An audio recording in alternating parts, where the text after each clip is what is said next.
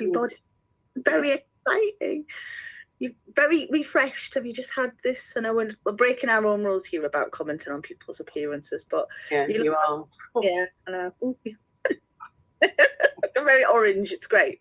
Oh, very orange. It's really boring, isn't it? But, says the pink woman. Come on.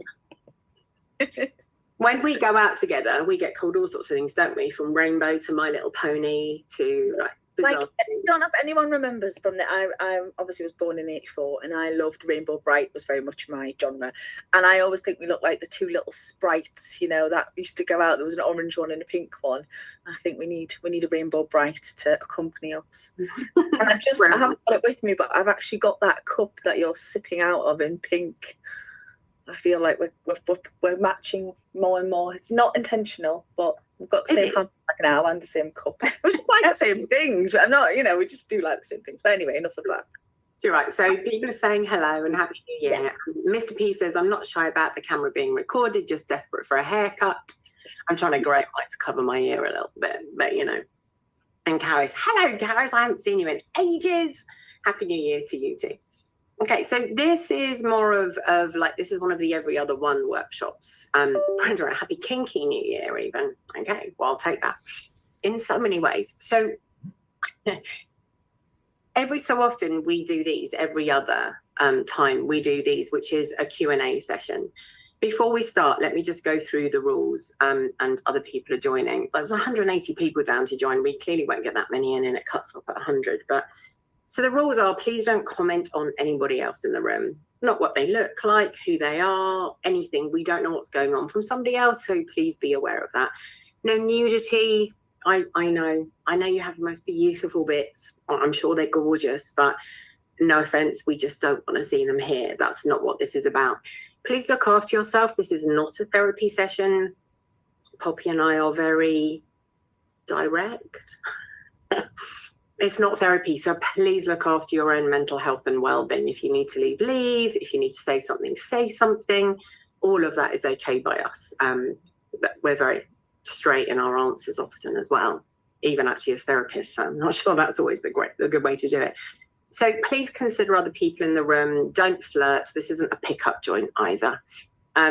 So welcome everybody who's just joined us. As I say, no nudity. Please make sure you're dressed if your camera's on. And we have had actual wankers. So again, please don't. I know that maybe you think that's cool and you've got this amazing, it has always been men, I'm afraid. But again, we really don't want to see it. Thank you. So with that said, this is a Q&A session. So that means whatever question you want to ask, Poppy and I like to set ourselves up for failure completely. So your question could be anything to do with kink, anything to do with polyamory, anything to do with psychology, maybe mental health, well-being, communication skills. Like that's what we're covering today. And of course, this comes from FetLife. So there is an underlying theme always about kink and about polyamory. Caris, have you ever had a question you couldn't answer? How do you win here? Do you admit that you never could and that was really bad? Or do you admit that you've never had that and your ego is just flying through the fucking roof? Have you, Poppy? I'm going to put you in the shit first. I don't think I've had one in terms of workshops that I've done in a kink sphere. I get questions asked all of the time that I can't answer. I'm very open in that I have one foot in this camp and I also, have a full-time contract elsewhere. And I, in that line of work, routinely get asked questions that I can't answer. But I think that comes from working in an on-call capacity as well. And I just work with such a diverse range of people and services and organizations and experiences that I can't answer every question.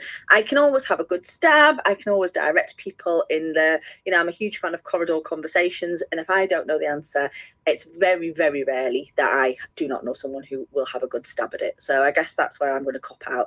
But I have no shame at saying that I don't know the answers to everything. I think once we think we know the answers to everything, we become quite a dangerous beast, really, and that's a big bold statement in itself. But, I don't think, and I know me and you will joke and you will say that there's never been a question that you've not had the answer to. But I think, we know most things about most of the questions that come up very regularly in these workshops. But, me and you have conversations all the time and you will say, oh, I'm not sure about that, or this is, and again, what we think is an answer to a question changes. I think that's really interesting. We're in the realm of new year, new everybody, and I've been sending the same meme that I do now. I'm still the same old person, and I probably will be in the next year as well. But I do think, when we have an answer to a question, particularly interesting, I think, at the moment, how quickly that answer changes and is outdated. And in actual fact, I think we operate in a time of the kink community and the scene, if you like, for lack of a better word, where the culture is shifting quite rapidly, and how we might have answered something and what our perspective and opinion might have been a couple of years ago. We might still hold that same opinion, and I think sometimes me and you do, Debs. However, how correct and widely held it is, I think, is shifting a little bit as well. So I think it's always good to challenge what we would have answered with the culture of which we're currently operating in. And I don't know whether you share that opinion, but I think things are changing very rapidly in terms of our community at the moment, and some things. Yeah, and new research is coming up, isn't it, as well, which is always interesting. So I very much agree. Like, have I had a question in a workshop I can't answer? No, in all honesty, not yet. I've had people tell me that I won't be able to answer a question. That's always an interesting one.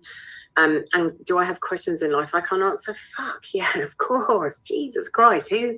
And also opinions differ, don't they? So how do you find the difference between those? And as you say, I've spent 41 years in kink and polyamory in some way, shape, or form, and even my own mind has changed during that time multiple times about things I believe in, about people I see, about things that have happened. So yeah, Christ, I've changed my mind about even the things I like. That's what people do, don't they? We grow and we choose whether we are like a good shit, whether we're like that peristalsis in the bowel where we come apart but we come together and we just keep growing. That's what shit's all about. How do we grow together is always going to be the question. How do we choose to come back? How do we choose to grow and to learn and to actually listen? Because I think we can get stuck in our own heads, as you just said, when our ego's in the way. Yeah, we've almost answered the first question there, almost by accident, or certainly from my perspective by accident, because I haven't read it. But Jimmy G was saying, do you see people get overloaded? And try to understand where they are and what they want to be is as common in all of us. And I guess what we're talking about there is change and about growth and about development. And I think certainly when we first enter the scene, particularly if we find something, and people talk about having that revelation of finding their tribe, of finding, but certainly when we have lots and lots of questions about our identity, because that's essentially what they are, and then we find what that answer might be, whether it's a diagnosis. We see it quite often when people are newly diagnosed, or when they find their community, they find their people.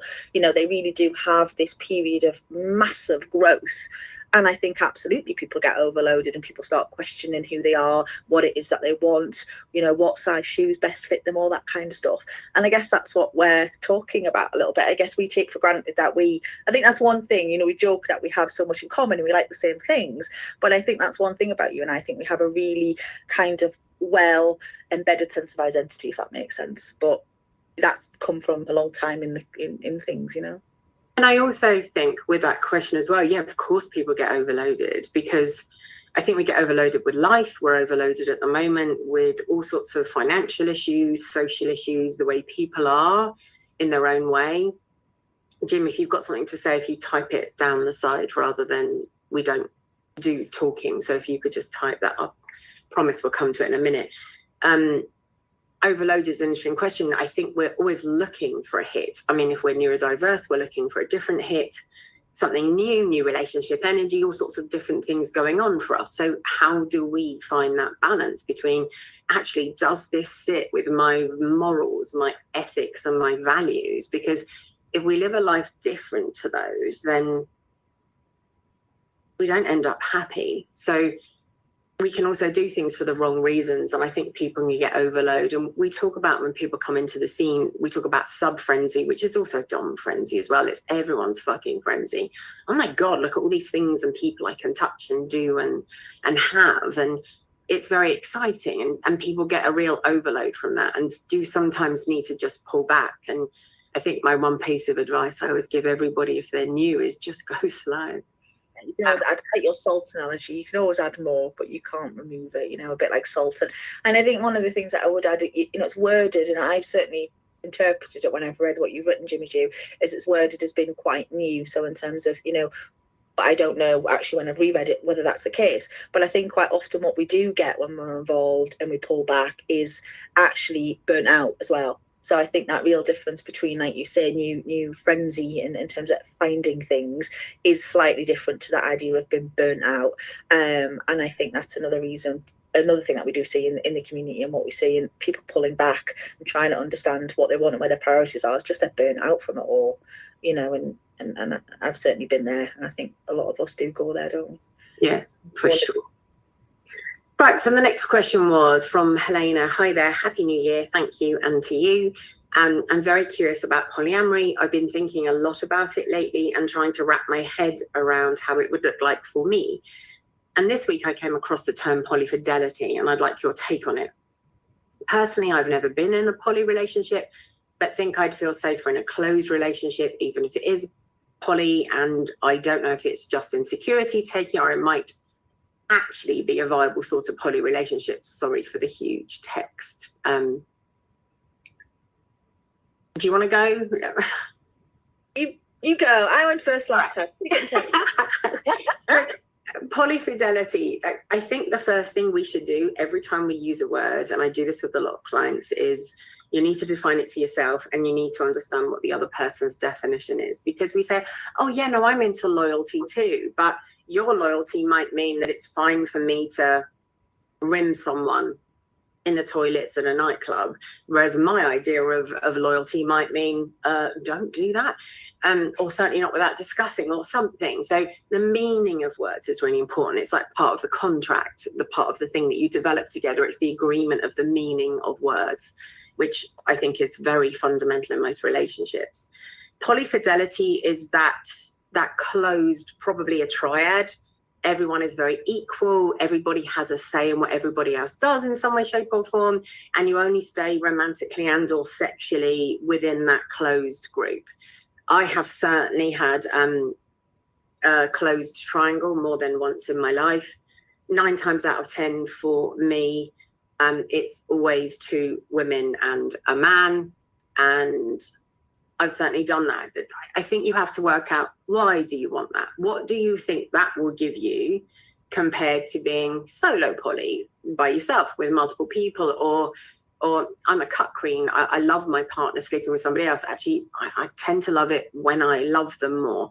And there's something about being chosen as home and coming back. So the more I love someone, the more that means something to me. That is a form of ethical non-monogamy, but it certainly isn't for everyone. We have to look at jealousy. We have to look at insecurity. We have to look at how we communicate what that means. And are we the right people to do that together? I would rather have a decent relationship as such than throw these things in. So I think it's really important to be able to understand what you want from polyamory, what you think it's going to give you.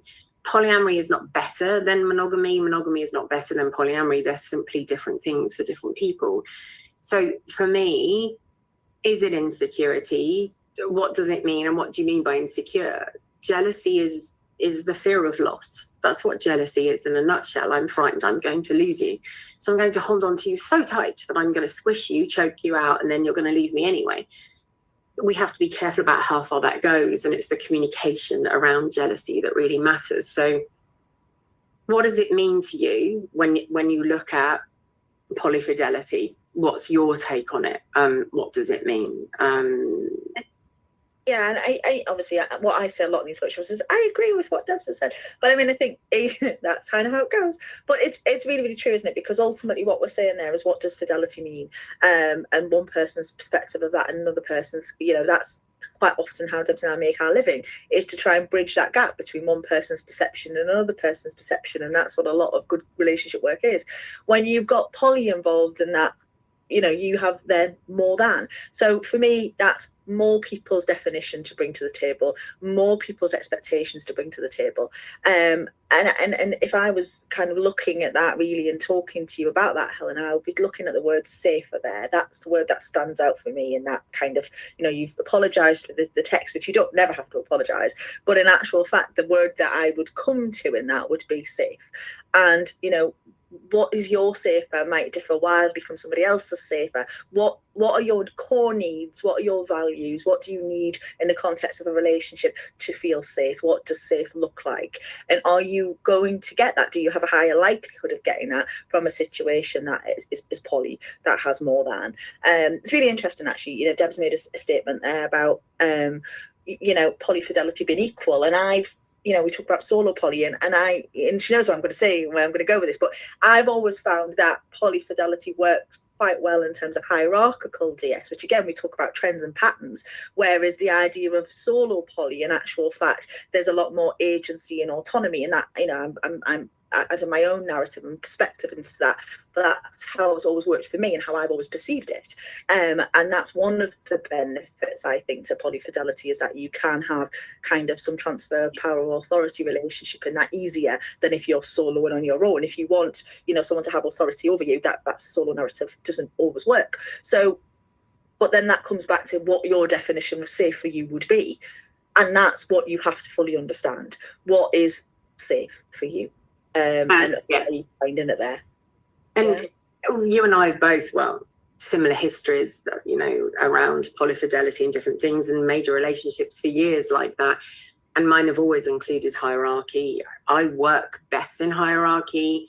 I'm not a brat. I don't brat. I'm also smart, capable, find myself really fucking hilarious at times, and actually can be a pain in the ass to handle and state how I feel and what I want. And I need someone to take charge, but not just anyone. That's not something I give away easily. And within a hierarchy, I'm also aware sometimes, especially even in a closed, like a triad type relationship, I think we have to be very careful as well, because I know I can manipulate. I can, that's possible. It doesn't mean I always want to, and I might do that from a place of insecurity. So what I need is someone to be able to say, shut your fucking mouth, with love, care and respect and consent, of course. So for me, that's really needed. So that's part of it hugely. So, and I, you know, we both picked up on the same thing, is what's the insecurity about there? What does safety mean? Why is it closed? Is it less risk? I think you also have to look at your own risk profile. What risks are you willing to take? What are you willing to do? What does that look like? And some of us are really frightened to take those risks. That's difficult. Okay, so let's go to the next thing. So Simon says, hello. Candle Flame asks, what is the obsession with presumably men posting dick pics on their profiles? How do they differ from offline manifestation of flashing? Well, actually, the law is in transit at the moment. It's actually changing. So if somebody sends you an unsolicited dick pic, the law is about to change, that actually it will be considered very similar to flashing. So that's happening as we talk. So people will not be able to send you unsolicited dick pics. But I do think, here's an interesting opinion. I think there's a really interesting double standard around dick pics. Not for everyone always. Everything, Poppy and I both, this is something we say all the time. We don't mean everyone always. It can't be everyone always. There are different, we're all different. We come from different places, and why.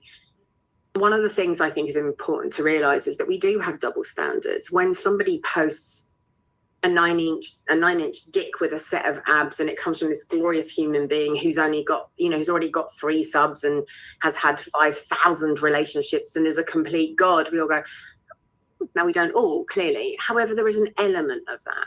We're very judgmental, and we do it over people's bodies, regardless of their gender. And I do not like that double standard. I think there's an assumption that we're all here for sex. I think there's an assumption that we're all here for penetration. I think there's an assumption of actually it's very sexually motivated, which actually isn't what I'm after at all. And go on. It's really interesting though, and what I will say is I think there is a real difference between sending unsolicited pictures of your genitalia, to people certainly who you don't know, who don't invite that. But I do think there's a difference between having that and having your genitals as a profile picture. And it's quite interesting because what we all do is we all expect FetLife, particularly, I'm assuming that's we're not all posting that as our profile pictures on other, Mumsnet, otherwise there is a problem. But I'm assuming we're talking about FetLife or that kind of ilk of profile. The reality is we all expect that platform to attend to our needs in terms of whatever we want it to be. We want it to be a dating site if we're looking to find somebody. We want it to be a social media platform if we're looking for that. We want it to generate, make content if we're a content creator. We want to divert people to our OnlyFans platform. Even you and I, we're on there with our own agenda. I'm not saying that we're 100%. We want it to be what we want it to be. And the reality is, it's really not. If I'm clicking on kinky and popular, and I'm going to look at kinky and popular, which I very rarely do, but I'd be very surprised if I didn't come across pictures of tits and arse and cunt and all that kind of stuff. Like, I know it's going to be there, and I have to take some kind of accountability for that. And I do think it's fair for FetLife to say, if you're on this platform, you have signed up. This is an 18 plus. You've got to demonstrate that you're of an age. We don't get to determine what FetLife is. FetLife is unfortunately what FetLife determined that it is, and we have this sense of entitlement that it's going to be what we want it to be. And I do think we have to check that a little bit. I do think we're getting, and again, I'm being really unpopular, but I think we're getting really sensitive to this idea that we're going to be exposed to things we don't want to, and that balance of entitlement. And now that is very different. I do not want to be getting PM'd before you all start. I don't want PMs with your genitalia, thank you. But I think that is different in terms of what your expectation is and what they are. And I have different set of expectations when I'm on FetLife than when I'm on other websites. And I don't know. That is the key word, isn't it? That's one of my favorite words. We talk about this a lot. The thing that fucks us up 99.9% of the time reoccurring is our expectations. Yeah. When you have an expectation and it isn't met, it's very British to be disappointed, isn't it? So what disappointment really means is we're really fucking angry and a little bit sad about that differentiation. It is our expectations. This should be that, that should be that, and how that works for us. And there are a lot of people who love putting a dick pic out. Maybe they're exhibitionists, maybe they're not, maybe it doesn't really matter, does it? I think it's also about how we let some of these things go, because they have a right to do that. Unsolicited sending is completely different. I agree with Poppy 100%. And that's why I've made that point very clearly about the law changing. It's not very long. It's months away, if anything, whereby it will be illegal to send an unsolicited dick pic. And it will have consequences with it as well. I mean, Cosmic posted the other day about the fact that there is the first investigation into a cyber sexual assault, where a character or somebody online has actually been assaulted by another character, held down, and different things are happening. Is that right? Is that wrong? What does that mean? Again, how far do we go and what does it mean? But we also know that some of the games we play really play with our brain and impact on a neurological level, can make us startle, can make us feel all sorts of things. So actually, does that count or not? So I think a lot of people have reasons for dick pics. They're all very different. And I still, oh God, here we go. I fucking hate the word triggers. I have such a problem with the word triggers. We talk about it a lot. I think you have to be almost expect to be triggered in some respects in life. For me, it's not a trigger. The words for me are about patterns and dictators. And because if ABC happens in my life, because it did happen, that dictates that XYZ will happen. I prefer to see it that way, because that means I empower myself over these things, instead of seeing a trigger as something that triggers me externally. And that gives the environment and other people the power. I much prefer to say, how do I update my pattern? What are my indicators? What's going to happen here that says my predictor of what's about to happen? How do I change that? And actually that ties in with a question that Roy had a little bit about, have you ever gone through a change to believe the complete opposite to your earlier belief? Yes, frequently. If we're open to conversation and discussion and learning, our culture teaches us who we are, our shoulds, our expectations, our patterns, our indicators. If we can go more with patterns, it helps us a lot more than triggers, because that gives other people the power. And I think these things can be quite triggering. that's the word that people use, and then that takes our power away. Why does that bother me? To be curious about your pattern, to be curious about what that then dictates about what's about to happen, is way more empowering, and I much prefer that. I think that's lovely, isn't it? I think it's lived experience. I think anybody who hasn't had dictates your pattern, completely changed, you know, hasn't lived, you know, without being rude or disrespectful. I think lived experience ultimately changes the way that we think and feel about things and see things, and it is interesting. And I'm not for one moment saying that you know, I don't think the legislation should change. It is changing, and I absolutely think, you know, we should not be sending unsolicited pictures to people. But I also, you know, back to that concept that I'm accused of rolling out all the time of personal accountability. I would argue that if you signed up for an adult website where you sign all of those disclaimers, you know, people are reasonable and saying, well, we have an honestly held belief that in actual fact you might see adult content on that website. So it's about time and place. I was recently somewhere and someone had offered hugs, you know, had written hugs in commas on the internet, and that had been challenged. I didn't give you consent to hug me. And I'm like, we're having a conversation here. And, you know, so I do sometimes think we have to be reasonable. There has to be a little bit of give and take as well. Sure. So then Zoe and Aqua. So I'm wanting to try poly, but struggling sharing a partner when always been monogamous and cheated on. How do I feel secure to share partners? Security is an interesting concept. What is security? Where does your security and safety come from? What is your attachment pattern, and what has that dictated in your pattern to you? Your attachment patterns really matter when it comes to this. Look, people cheat whether they're polyamorous or monogamous. The latest stats are around 48% of men cheat, 52% of women. God knows about all the other genders. We just left them out. But that's what we're going with, because that's the research, ridiculously. And that's the average. So people cheat. People lie. People have double standards. And we make promises often, and people say things, and it's interesting. Do they always mean them? What does it mean? This is about, what are you frightened of if you lose? People will cheat whether you openly know they share or not if they want to cheat. The longest affairs I've heard of have been 20 plus years, people being found out at funerals, people being found out at will readings, people being found out 20, 30, 40 years later, or other partners actively knowing and just turning a blind eye. So people cheat whether you are poly or mono.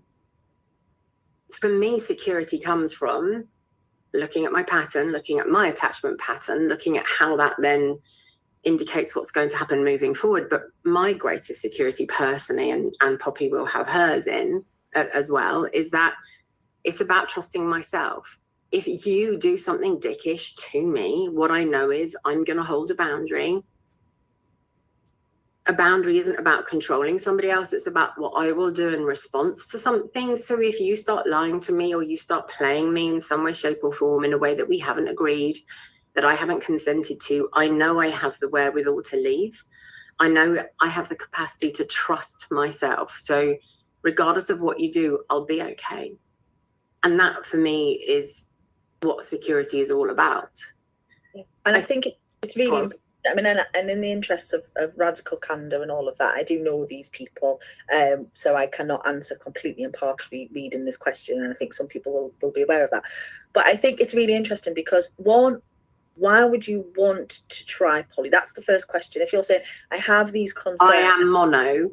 How does that then jump? I have been mono, I have been cheated on, I have some insecurity, but I'm wanting to try poly. And I think that's really important to examine first what underlies that wanting to try. Because in actual fact, what probably a lot of this boils down to is rejection. And it's about, how do we hold on to, how do we stay secure, how do we prevent the likelihood of being rejected in the context of a relationship. And exactly as Debs has said there, it's about your relationship with yourself. So you have to be in a place where, in actual fact, irrespective of how you behave, I've got me, I'm okay with me. You know, my behavior is not governed by, you know, my risk appetite for being rejected or not rejected. So you really have to look at the why you want to do that in the first place. But then also, again, what does cheated look like? What does that mean? That's that definition again, isn't it, of words? Going back to your needs. What you're saying is, I'm insecure, I've been cheated on in the past. So what you're saying is, I've lost things that have been valuable to me. This is what I need in a relationship to feel cared for, or to be satisfied, or to have a relationship that's really healthy. This is what I want. What does that look like? So, but for me, you know, somebody might be able to go and, I don't know, receive oral sex from somebody else, and I don't feel cheated on at all. But I tell you what, if they're exchanging certain words, and I imagine the person who's written this is laughing because they know exactly what I'm talking about, my God, it would be feel like an infidelity to me. It would not be okay. We vowed not to do that. So what does cheated look like? We look at it really through a sexual lens, when what we're looking at is, what are the needs that I need to be met in this relationship? How do you support me in meeting them? How do I meet them myself? And what does that look like? What are the promises and the commitments and, again, expectations we're making to one another about what is going to keep this relationship secure? But then also examining the wanting. Why do you want that? What is that about? And how much do you want from the other person to give to you around this? Because actually, we also need to learn that, yes, we want support and love and care and affection, protection, lots of words.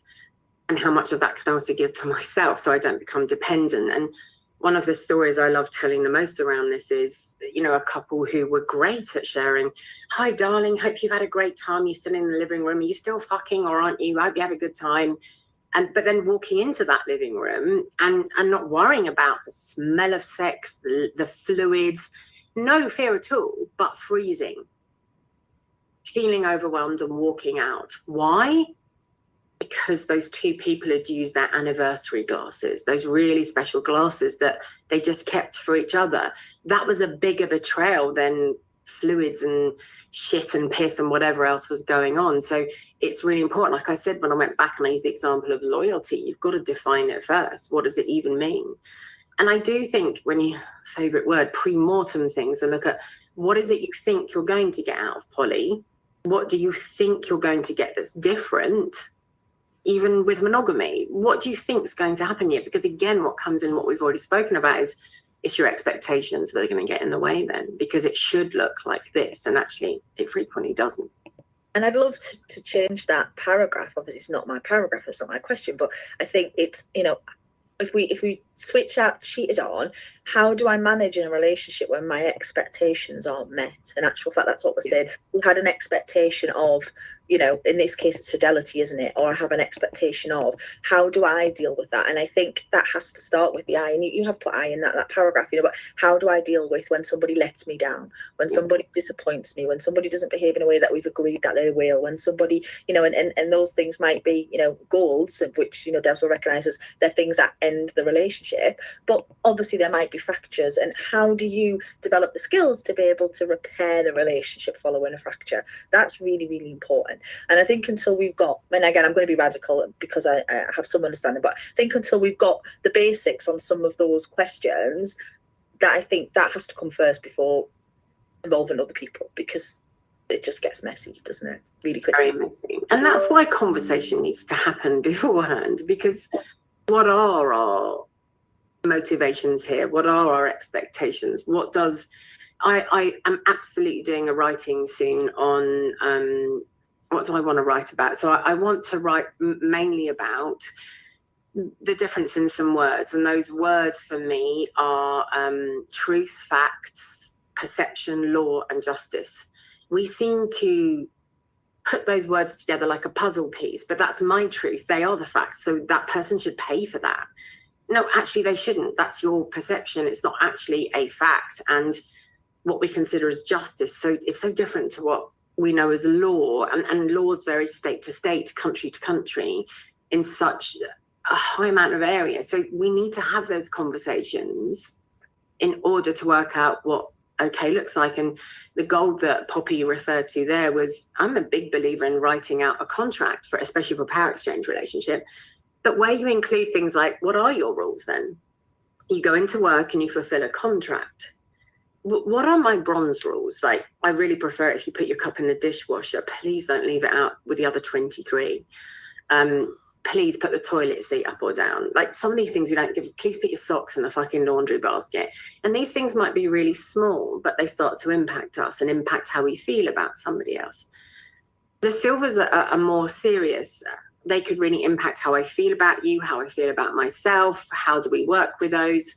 And the golds are proper boundaries. If you do that, it's not an onus on you. I'm not telling you can or can't. And I need to let you know that as my boundary there is that I need to go.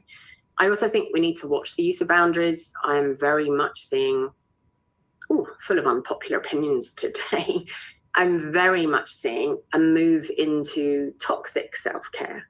And what I mean by that is, well, in order to protect myself right now, I need to do this. And actually it's really toxic or very unfair or controlling or doesn't add to the group or doesn't add to the whole. So we're actually becoming so selfish in some of our self-care needs. We shouldn't be selfless either, but how do we find that balance? We're the art of compromise a little bit, aren't we, essentially? Yeah. And that's really, really important. But I will say, you know, I've said this earlier on actually in an appointment, but I think it's really important that everybody can identify what a gold is for them. If you as a human being can't identify something in a relationship that would be a gold, and you can, you know, look within yourself and have that conversation with yourself and say, look, this would be gold for me, this would not be okay. Now, I'm not talking about the likelihood that that would or wouldn't happen in the context of that relationship, but if you can't identify a gold, then that in itself tells me that that attachment style needs to be looked at, and that's kind of, you know, there's a real difference between that and actually dependence and dependent relationship. So I'm encouraging everybody to find their goals at the moment. Good, it's good. So it goes back to Roy's question as well, really, a little bit. Have you ever gone through a change to believe the complete opposite? So, you know, how do we define what's right and wrong, what's good, what's bad? And that does go back to our values, our morals, and our ethics. But where do you get them from? Their culture with a big C, their culture with a small c.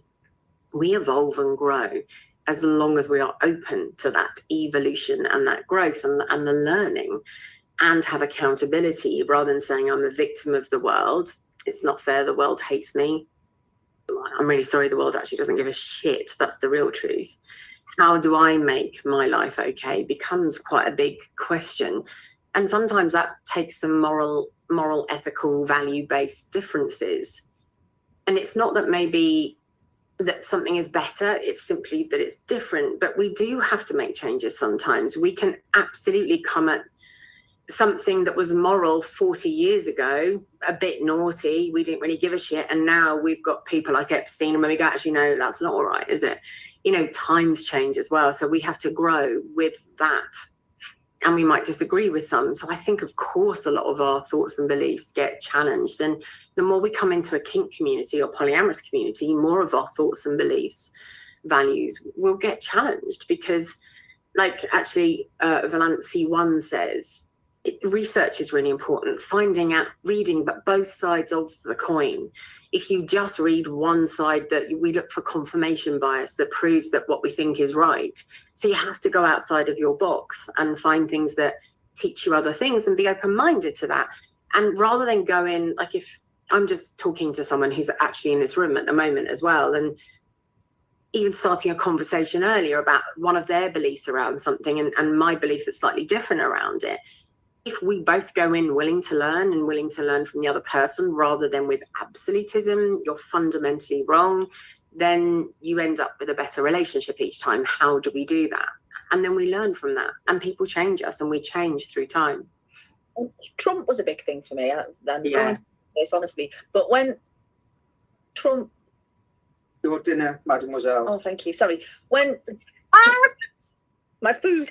When I've been working all day. Not so. When Trump was elected as president of the United States, that was a real big deal for me, because that was the one thing I pride myself, a bit like you, Deb. I see everything coming. Not much blindsides me, and I was really blindsided by that. I did not see that coming. Yeah, because you looked this side, didn't you? And in such an echo chamber and such an environment of, obviously, the people that I associated with, the people that I surround myself with, and we talk about the value and the credit of doing that. It's really important that we have that.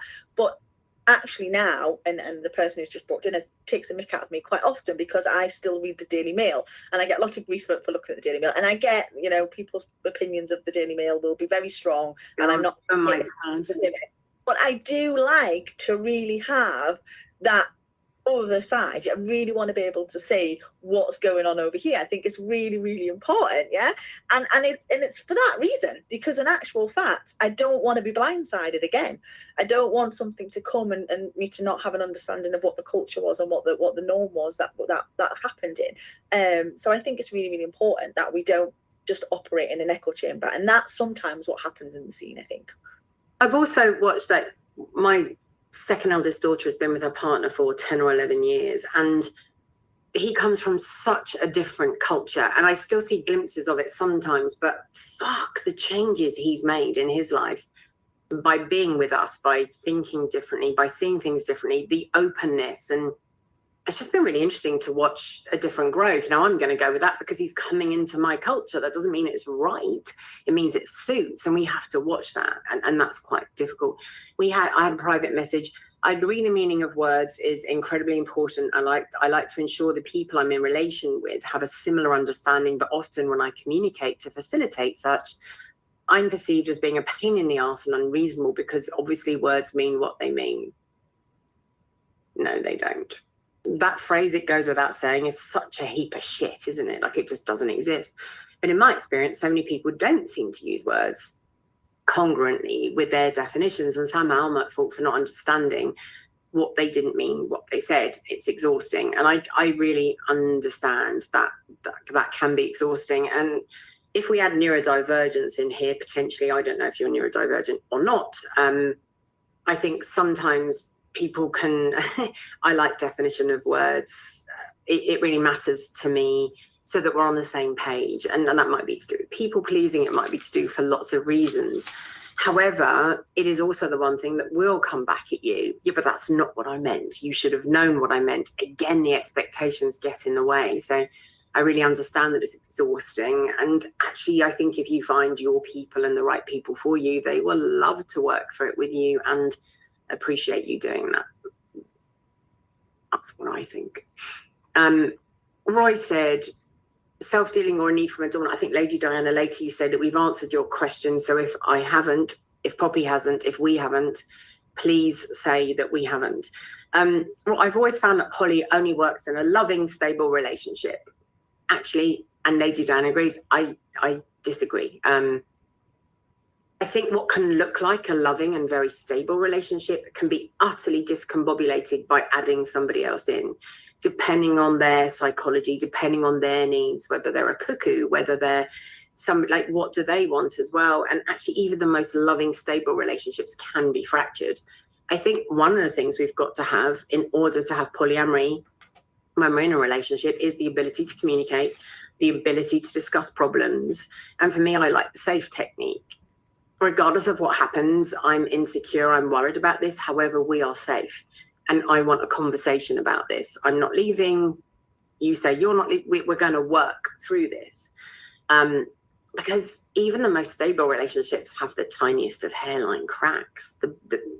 That's very normal. People disagree about things. There's no way that everybody agrees. And stable, when you start bringing things in like new relationship energy and the impact of all of those things, new relationship energy can be beautiful, but it can also be utterly destructive because it compares old and new instead of current and current. There's an equality there because it brings chemicals with it, and those chemicals impact our brain and then fuck up the way we think. Completely fuck up. Like, falling in love makes you actually quite fucking mental. You are mental when you fall in love. You cannot manage these things. These emotions cannot keep going in your system.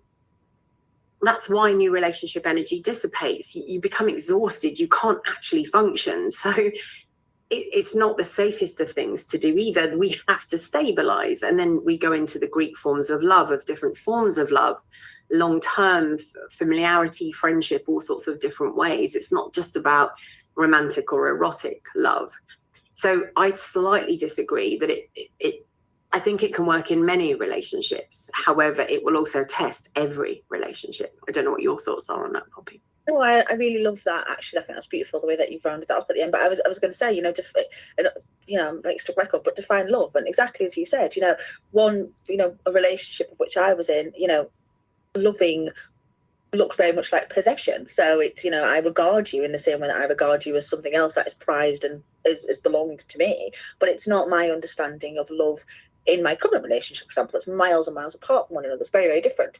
I think, like you said, I think polyamory can work in many, many different environments, but it's going to be a real challenge and a real test. I'm stealing that. I really like that, to all of them. But it's how you understand that and how you communicate what the parameters of that are, essentially. It's interesting. But I don't necessarily think it has to be loving in a romantic, erotic, sexual way in terms of what we're talking about there for it to work. Well, you just got to look at communes, and actually not, I don't mean cults, I mean communes that work quite helpfully and collaboratively together, and that work really, really well. A lot of them are not built on a culture of sexual or romantic relationships or interpersonal relationships at all. It's about shared goals, it's about shared endeavour, it's about shared expectations, that word again, and understanding, and the collective. And I think that way of working can and does work quite successfully as well. Sure. And then the next question that came in after that was, what is the motivation for a dick pic? Actually, there's not a lot of research on this, but the only research on this when it comes to motivation around dick pics is something called transactional mindset. And the idea is that if I show you mine, you will show me yours. That's the biggest motivator. And if you look at why, that's the most endorsed, researched reason as to why people do it. So it's about a transaction. I've given, therefore you have to give. It's an expectation, ironically.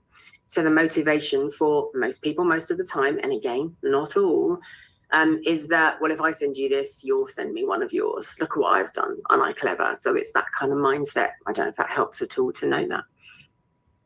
Okay, so the next question is, how much sincere, just lost that there. Send them a more photogenic dick pic.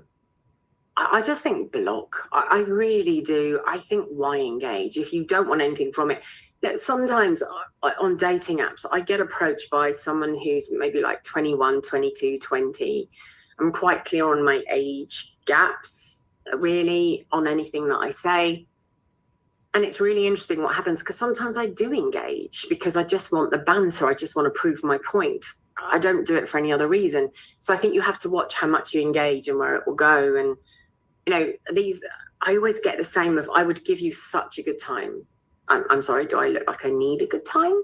Do you think I look, what is a good time? Let's define words again. And can you define a good time? And how do you know what's good for me? Oh, I'm sorry, we're all a package. Everyone with a cunt is exactly the same. I could ride you for hours. Okay. I tell you now, I get really fucking bored. I'll be doing my shopping list in my head. I dry up a bit. The likelihood of a fucking STI or some kind of bloody infection will rise rapidly, and I'm out. I'm bored. So what does that mean? And it's so interesting because they always switch to how much then I could teach them. And I still come back to the same thing as what's in it for me. So what is in it for us is really important for us to define, even with a picture. And actually, like was asked, it's interesting about that motivation, isn't it? Why? Is it because you want one back?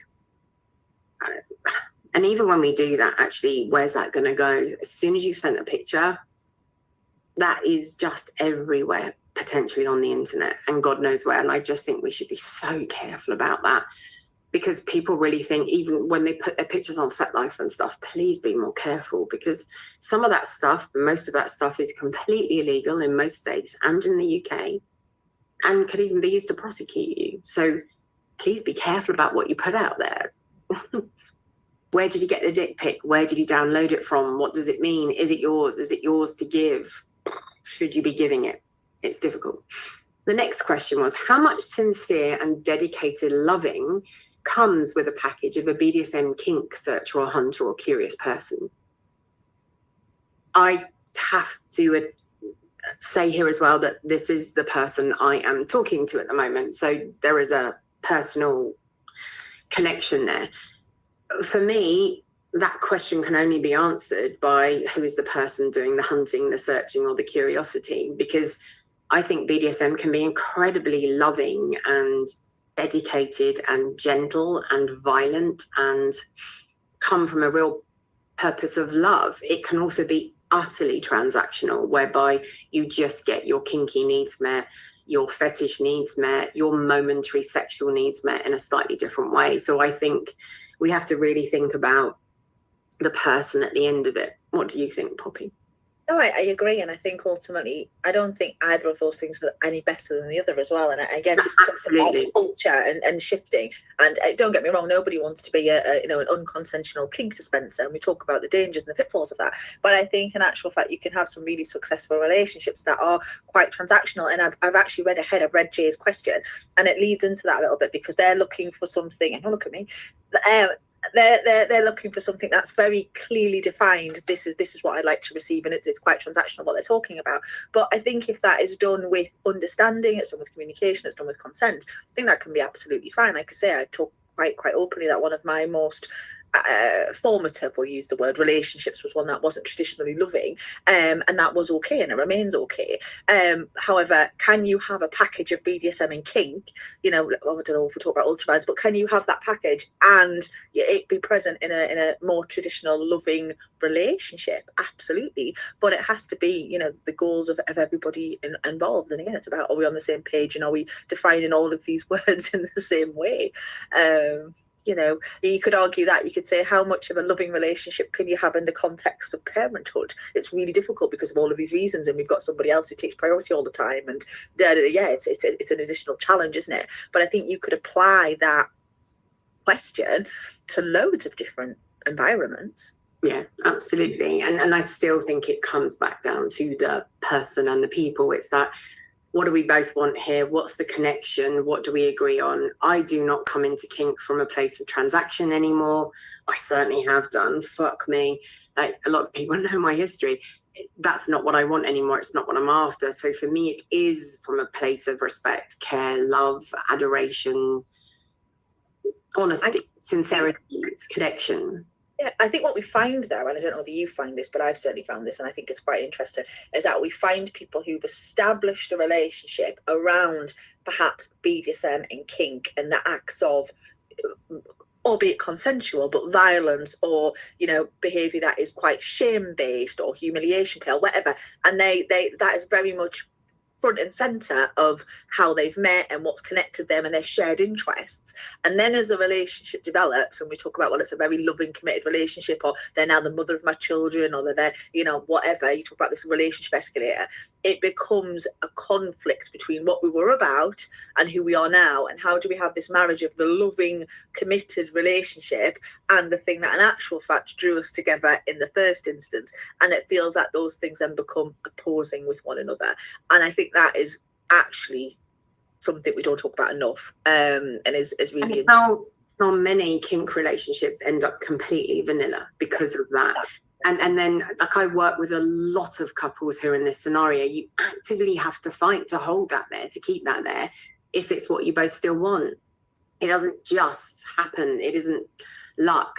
One of the first questions in one of my first workshops so many years ago is, how do you make sure you have enough sex or you have enough play? And honestly, sometimes it is about putting it in the fucking diary. It is about keeping it going. It is about making that effort and working out what works from that perspective.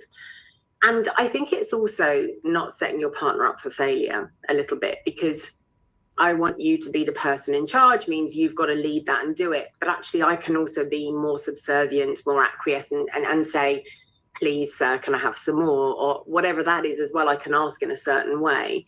Not that I want a bowl of oatmeal at all, but how do we find that balance again of making sure that we both take a responsibility in it? And I've got a couple I'm seeing at the moment, and they do courses together, because actually just that course reminds them. They go to classes about bratting, classes about this, classes about that. It helps them keep their dynamic going. I've also completely encouraged them to start dancing, and they've learnt the tango, where he absolutely leads and she follows, and that helps remind them as well. And they're fucking loving it, because it's as sexy as hell, and he leads, she follows, and that works. And again, it's those little reminders. It is date nights. You had date nights when you first met. When you first started talking, you spent a lot of time talking. You had date nights, you did stuff. When we then start to drift into seeing each other all the time and living together, we forget to do it. like when you had a date night, you fucking shaved your dick or your cunt, didn't you? Or not? You put your best perfume on or whatever it was, or none, if you me. You actively made an effort to because you knew that sex was happening on that night, or you knew connection or play or something else was happening on a specific date. So you made that effort. And then as soon as you're together quite a lot, you actually forget to make that effort. And you say, well, it should come naturally. Hang on though, it was an effort before. How much effort? Again, the insanity of love and how we feel. We can't keep it going forever. We can still make that effort though. But that's why I advocate, and we've spoken about this quite a lot as well, Poppy, haven't we? I'm not, I love you is a really important phrase, but you've really got to mean it. It's not, okay, bye, love you. It doesn't really mean anything. And I want you, or I need you, can be good and bad phrases for different reasons. But my personal favorite is I choose you. Every morning, I want to say, I choose you. I choose us. And I'm going to put the work in to show that. Because again, love and an apology are not just words. They are actions. Sorry isn't enough sometimes. Show me. Loving, I love you. Kind of not feeling it at the moment, or why. So to actively say, I choose you, I choose us, and put the work in involved with that means a lot more. But that's my own personal take on it. I don't know what yours is, Poppy. No, I agree. You know, I love I choose you, and I think it's about demonstration of commitment. Respect's a big one for me as well. I respect you. I admire that about you. I think love is a feeling, and as we all know, feelings, are not necessarily as concrete as behaviour is. Well, yeah. We argue all the time, don't we? When we see couples, people come and say, yeah, but I love them. That's not going to save a relationship. It's never saved any relationship on the planet, actually. Are you willing to accept that you could be wrong? Are you willing to communicate? Are you willing to listen? Are you willing to not judge? Are you willing to be present? Are you willing to engage with that other human being and see them where they are and what that means? And that isn't about love. Love can make an awful lot of assumptions. It's never saved a relationship, and it never will. That's quite fucking dramatic, isn't it? Are you willing to put the work in?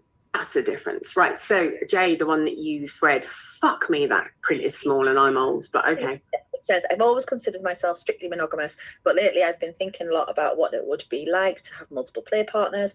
I'm in a long-term relationship, nearly 3 years, and I've brought up the idea of having another consistent play partner to my girlfriend, and she seems to also like the idea. I think we both have needs that will be met better if we had someone else to play with consistently. What kind of questions should we be asking each other in preparation for something like this? Would it be wrong to still consider myself monogamous in that type of relationship style? Define monogamy. Okay, if we're going for the basics here, you could argue that you might be emotionally monogamous. It might even be sexually monogamous, because you've actually said play. So actually you are a poly player. We can make words up, can't we? Everything means whatever we want it to mean. And I do think that, what are you looking for from this? What are you going to do when it goes wrong? What's your plan if emotions do get involved?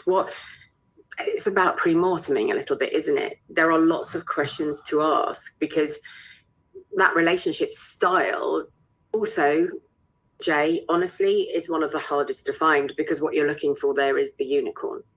And unicorn hunting is fuck me, it's complex. You need to find somebody who's just wanting to do casual, just play, not catch feelings, whatever the fuck that means. We make choices every fucking day.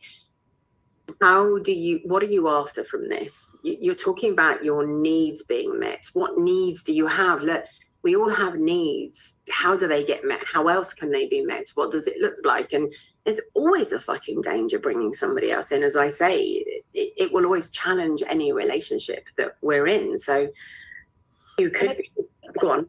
I was saying it's really interesting to look at what you're looking for here, and I think ultimately what you're saying is we want other people to be able to play with and to connect with, and you're exploring that in the context of how I'm reading it, and I interpret it as an actual fact probably still have an emotional monogamy, and like you say, traditionally that would be the unicorn, and it's really difficult to find that. And I think this is why I mentioned this post when we were talking about transactional kind of relationships, because really you're very clear. It's almost like you're writing a job description in some regards. This is what I want. This is the expectations. But also, if it was a job description, we'd be saying, well, what are you bringing? What are you offering? Why am I going to play with you? Are you an amazing rope top and you're going to offer me suspension scenes and moon boots and I can't do that elsewhere? And like, what's in it for them? It's a couple's privilege as well. What are you bringing to this? What is it making you attractive to, if it is a unicorn, ultimately somebody coming in?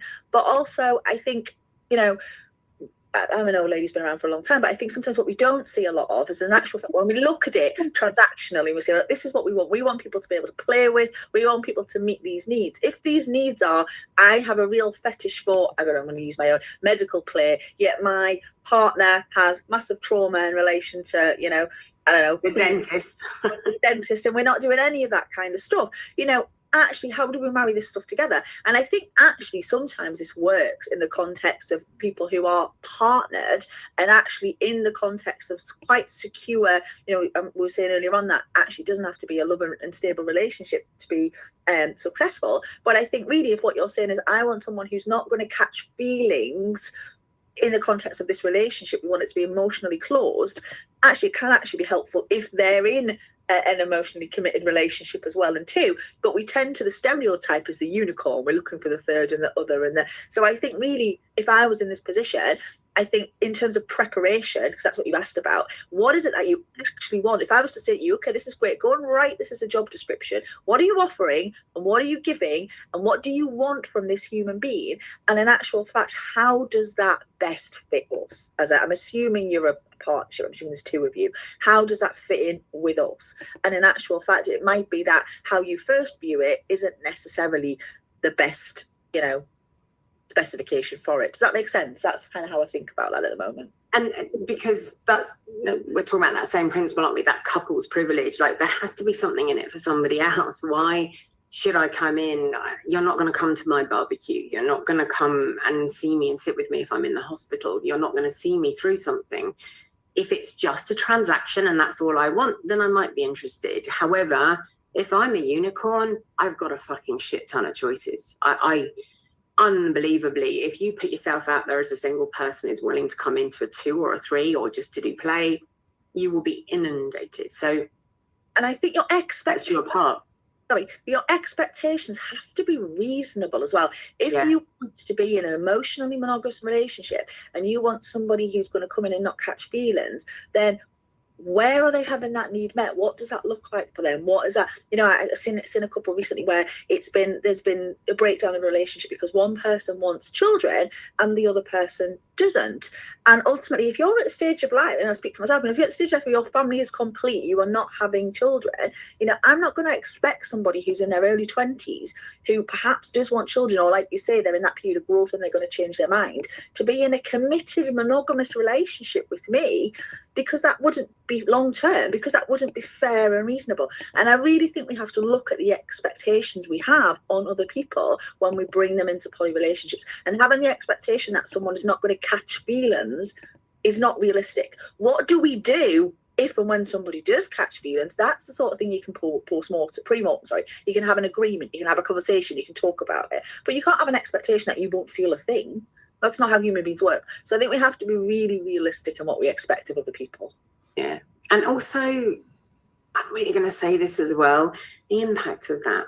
If we just say, well, this is our box and you have to fall into it and that's the only way, the amount of interest you get, you may be lucky, I don't know. Honestly, I doubt it. Realistically, after 41 years, I doubt it. And or it ends up with more issues. How is this person, like probably says, how are they getting their needs met as well? I always come in with what's in it for me. You want all this from me and you think you're offering me something. So what's in it for me? And that is definitely a question you need to answer as well. Peter said, re-poly things. Whilst abroad for a few months last year, I met someone relatively new to kinkiness, but very interested and very open about her sexuality with her friends. We played together a few times and got on well. After returning to the UK, we gradually got to know each other better over a distance, although I've always stressed I can't fully commit to a long distance relationship for many reasons in my life. Why not is part, but she has visited me once in the 6 months and will soon come again. I occasionally play with someone else who is in an open relationship and have been transparent about this. And indeed, my overseas lover is interested in playing with a couple where she is, but I sense she is struggling with this. She has some anxiety and security issues, and although I've been very reassuring to her, I would be grateful for any thoughts about responding to her worries. Again, for me, this is about the expectations and the feelings and the insecurities. This is all about being direct. This is all about how are you with this? And also people say I've been very transparent. Define transparency. Our communication is often blocked, hidden, mixed with other words. We ask something and we often say something along the lines of, so I was thinking really, I mean, you know, it's about me really more than anything. And I was just wondering, you know, and you don't have to, I actually haven't said a fucking thing yet. Nobody's understood. How do we be quite direct and clear? If you sense she's struggling, have you asked her? Have you asked her what it means? Long distance relationships are more complex to work with, and they can be incredibly beautiful and rewarding as well, especially if, like me, you like your space every so often and you're quite a busy person. So interesting playing couple where she is. Again, though, maybe not with you. If she is developing feelings for you, often people don't want to share, which is what Zoe mentioned earlier. How do we find that balance? What do you think, Poppy? Yeah, and I do think it is about, you know, ultimately we have this idea that we can fix other people, or that we can put through stuff, or we can, I find the wording of this really interesting in terms of, you know, how do I resolve this anxiety and the security issues? You know, what is she saying? What is she? I'm assuming it's a she. It might not be. I think it's written that she's a she. Yeah. Her. How are we ultimately, you know, addressing? How can I sort this? Yeah, her out. And ultimately, you know, what's she saying? What are her goals? What are her objectives? Has she identified what her needs are? Has she said what she wants from this? You know, what's happening when you're communicating with one another? It's you sense she's struggling with this. I feel there's not a lot of her voice in this question, if that makes sense. And maybe that's just because of how it's written and the fact that we're here. But I think also as well, sometimes what happens is we're talking, and then one of the questions comes on to neurodivergence as well. I think sometimes we talk about transparency, but we only know what we know, I guess is what I'm saying. And sometimes we can envisage a difficulty or a problem if we highlight something in another person, and if they're not at a stage where they've highlighted that themselves, that can be really difficult and really problematic. So if you're identifying, I don't know, let's take insecurity, the need for reassurance, if you're identifying that in somebody else but they haven't identified that themselves, that's really, really difficult place to be. What do you do about that? How do you work with that? And I think there needs to be more conversation here in terms of, this is your perception of what she's experiencing, what's her perception of what she's experiencing, if that makes sense. And then going back to that idea of that's what couples work is all about, because I wonder whether she perceives it in the same way, or she's identified it in the same way that you have. We sometimes try and fix problems ahead of people. Does that make sense? That's how I'm viewing that one. And often that's the thing, isn't it? Asking even, do you want a solution to this? Do you want me to listen? Do you want to vent? How much venting would help you? Because actually it just becomes trauma dumping after a while. I think you need to listen to her and ask her what her problems are, if she has any. You say she has anxiety and security issues, which maybe she has shared and said, I have these issues, but if she didn't... where's that assumption come from? Like, there's a lot in there. And of course, you can have facilitated discussions. There's lots that you can do. How do you know she's struggling? You said, I sense. You need to ask. Can I ask, are you struggling with this? And we're back to motivation. Yeah, back to motivation as well. And I don't want to pathologize someone who this isn't even in the room, you know, let alone anything else. But I think also as well, we become very attached to our identity. And, you know, you're saying I've been very reassuring to her. And in actual fact, some people don't necessarily want to move on from things like anxiety or depression or Or, you know, we can't fix other people until they're at the point where they're saying, I'm motivated and committed towards change, because we have very complex relationships with these things.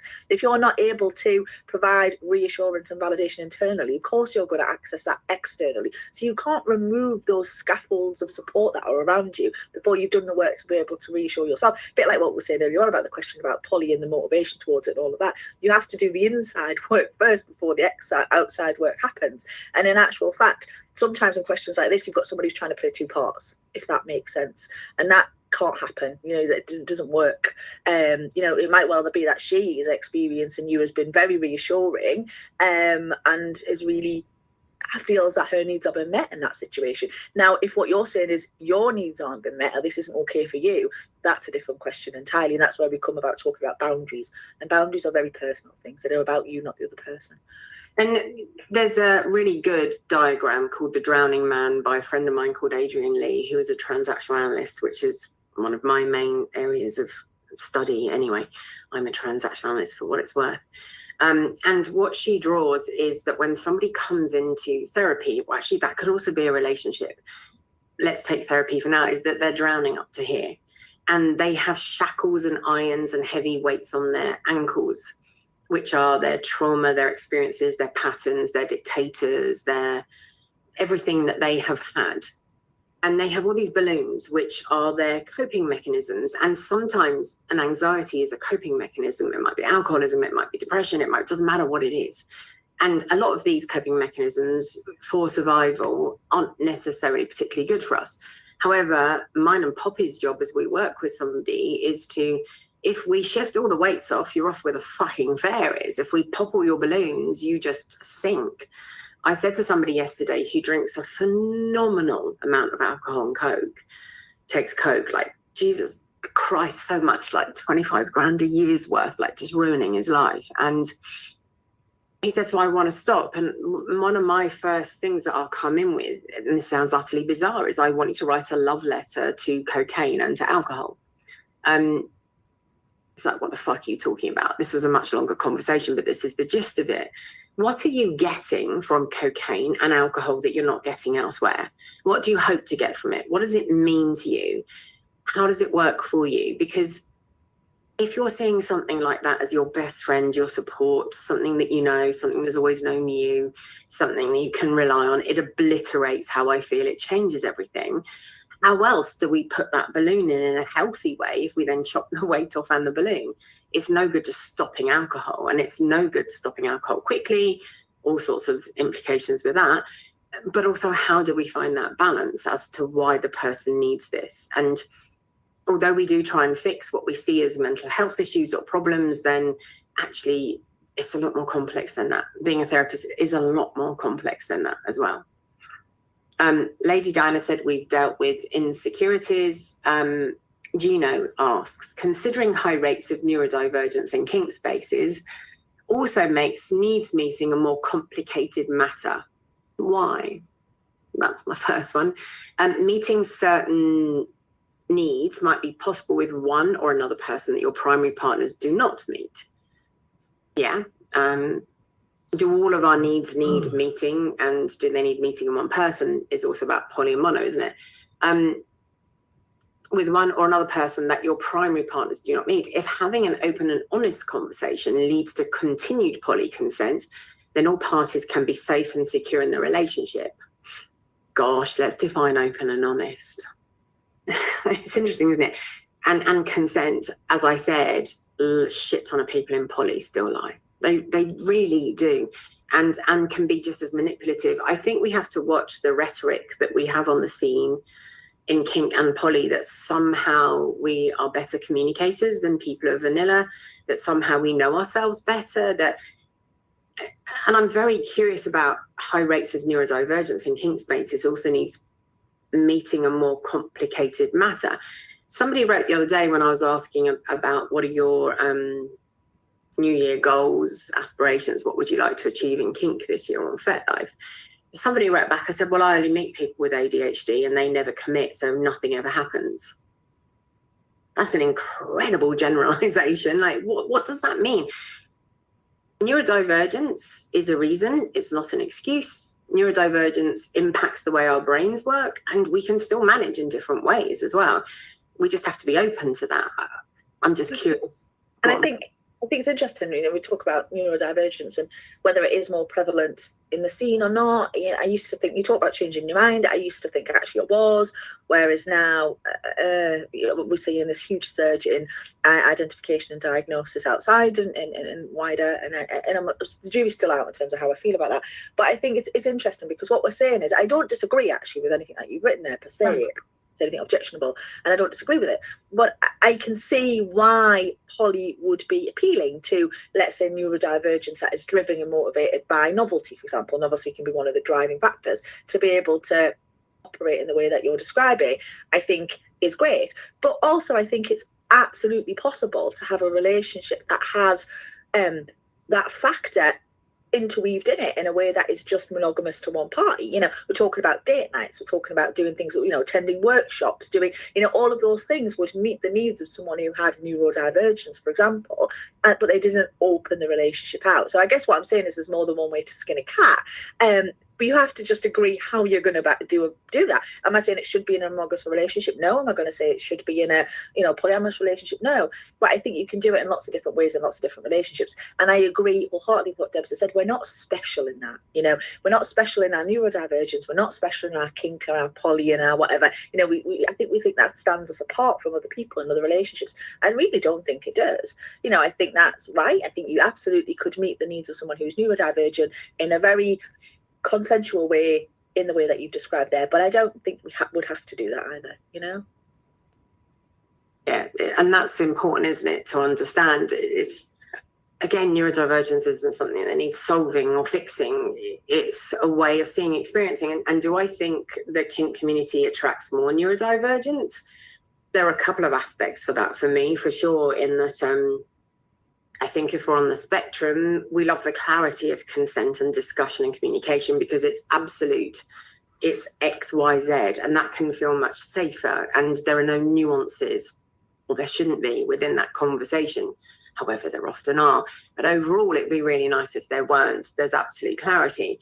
And if we're ADHDers and we're after dopamine, well, fuck me, what better place to get it, really? Because we're going to get those thrills from the play that we have, the connections that we have, and the way that we work. So a lot of that gets fed. And what is the other? What are you comparing it to? If you're saying that we have a higher prevalence in kink spaces than other spaces, what are the other spaces? Because I would argue, if we're talking about, other communities like LARPing events or gaming or Trinity College Dining Hall in Cambridge, I would say they definitely have got parallel us in terms of neurodivergence. Comic-Con. No, like what's the other that we're comparing it to? I think we need to view ourselves as a society in society. I think we try and set ourselves apart a lot, and I don't know whether that actually serves us, if I'm being really honest.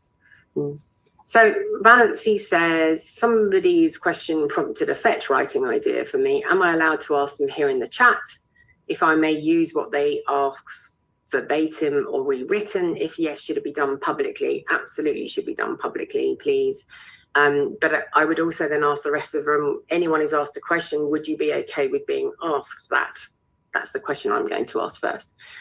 Please, there was no personal DMs or anything.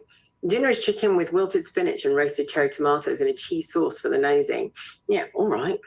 It was really nice, actually. That's how I'm doing a workshop and not a session. My personal boundaries: I do not eat, and I do not occasionally drink, but certainly don't eat if we're in a therapeutic space with one another.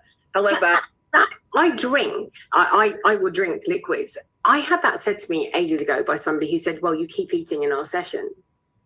I've never eaten in a session. I've never ever eaten in a session. I never ever would. But it does mean that sometimes it gets to 8 o'clock at night and I haven't had anything to eat all day. So I was like, no, this is a different space. I am going to sit here and eat my potatoes. Right. Interesting question coming up. Can consent violators learn and grow?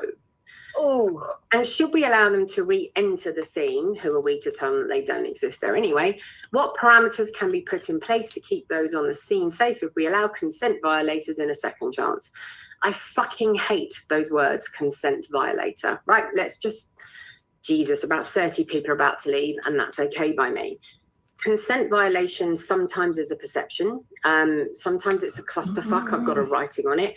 What does the word consent violation even mean, and at what level? Again, we go back to that perception, truth, law, what actually happened, because this isn't about victims, this isn't about perpetrators, it is about intent half the time. I think everybody at some point in their life will be a consent violator. There you go, how's that? I certainly have violated consent in my kink journey in the 41 years.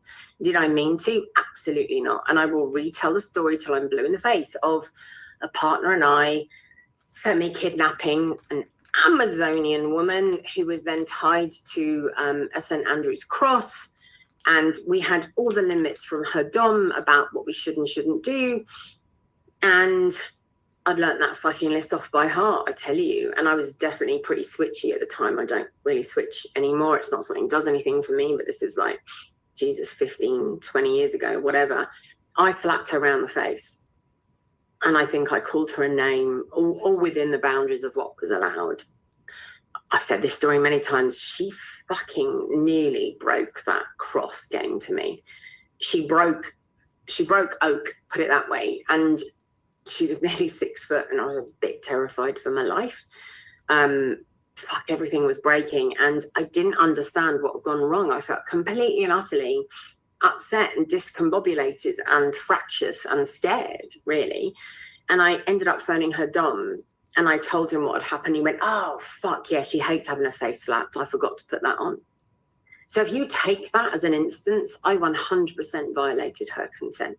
If you cheat on someone, you violate their consent. If you lie about your age, you potentially violate consent. What do we mean by the word consent violator? If it's a misunderstanding, a misconception, maybe we both need to look at communication. I had a DM years ago, and it's one I use, of somebody saying, I've just been sexually assaulted, raped, actually by my dominant. I was like, fuck, I'm so sorry. I hope you're okay. What can I do for you? And actually, when they told me this story, was it a consent violation? They had agreed as a couple that they never have sex when she's in a little space. They were playing and having sex. And he said, I'm going to fucking finish you off type thing. Go to the loo quickly because she needed a wee. He said, keep the door open, which was a control thing. But as she wiped herself, she went completely little. They hadn't kind of done that before. It was new. She did not communicate that she was in a little space. There were no obvious tells that she was in a little space. And when she went back in, although she was a little quiet, she said, he grabbed her hair and fucked her quite viciously from behind. Is that a consent violation? I think that consent violations are so complex. And again, they're not about victim or perpetrator. There are a lot of them that are really, really, really complex. Really interesting. The word itself is quite interesting as well, you know. And what is consent? What is it, haven't we? Consent violation and consent violators. And again, it's no criticism of the person who's posed the question. I've met them before, but I think ultimately, when you look at sexual offences, I mean, I believe, in a simple answer to the question, I believe in rehabilitation of offenders. I always have. I've worked with offenders, and I believe we've talked about people changing, we've talked about people growing, we've talked about, you know, how you can hold one opinion and then hold a polar opposite opinion as life progresses, you know, and you can't hold all of those views and think that, you know, in actual fact, people don't learn and grow. They do. You know, the statistics will say that in actual fact, it's very, very difficult to change offending patterns of certain offenders. And I agree with that as well. I'm not disputing that. But I think the way that we use consent violator in the scene is really interesting, because we're talking about the importance of description and describing words in communication. Yet we use this word for everything from rape and stealthing and things that are here all the way through to, you know, the example you give will stick with you because it's safe to do that. When we would use this term for everything in between. And it's really interesting because in the real world, we can't work like that. We have to grade images. We have to grade offences. We have to say, you know, what ultimate offence was this? What's the, if we're talking about it in legal terms, what are the sentencing guidelines around this offence? And it differs and it alters. And as a community, we've kind of taken all of that out and we lump everything in this word of consent violator or violation.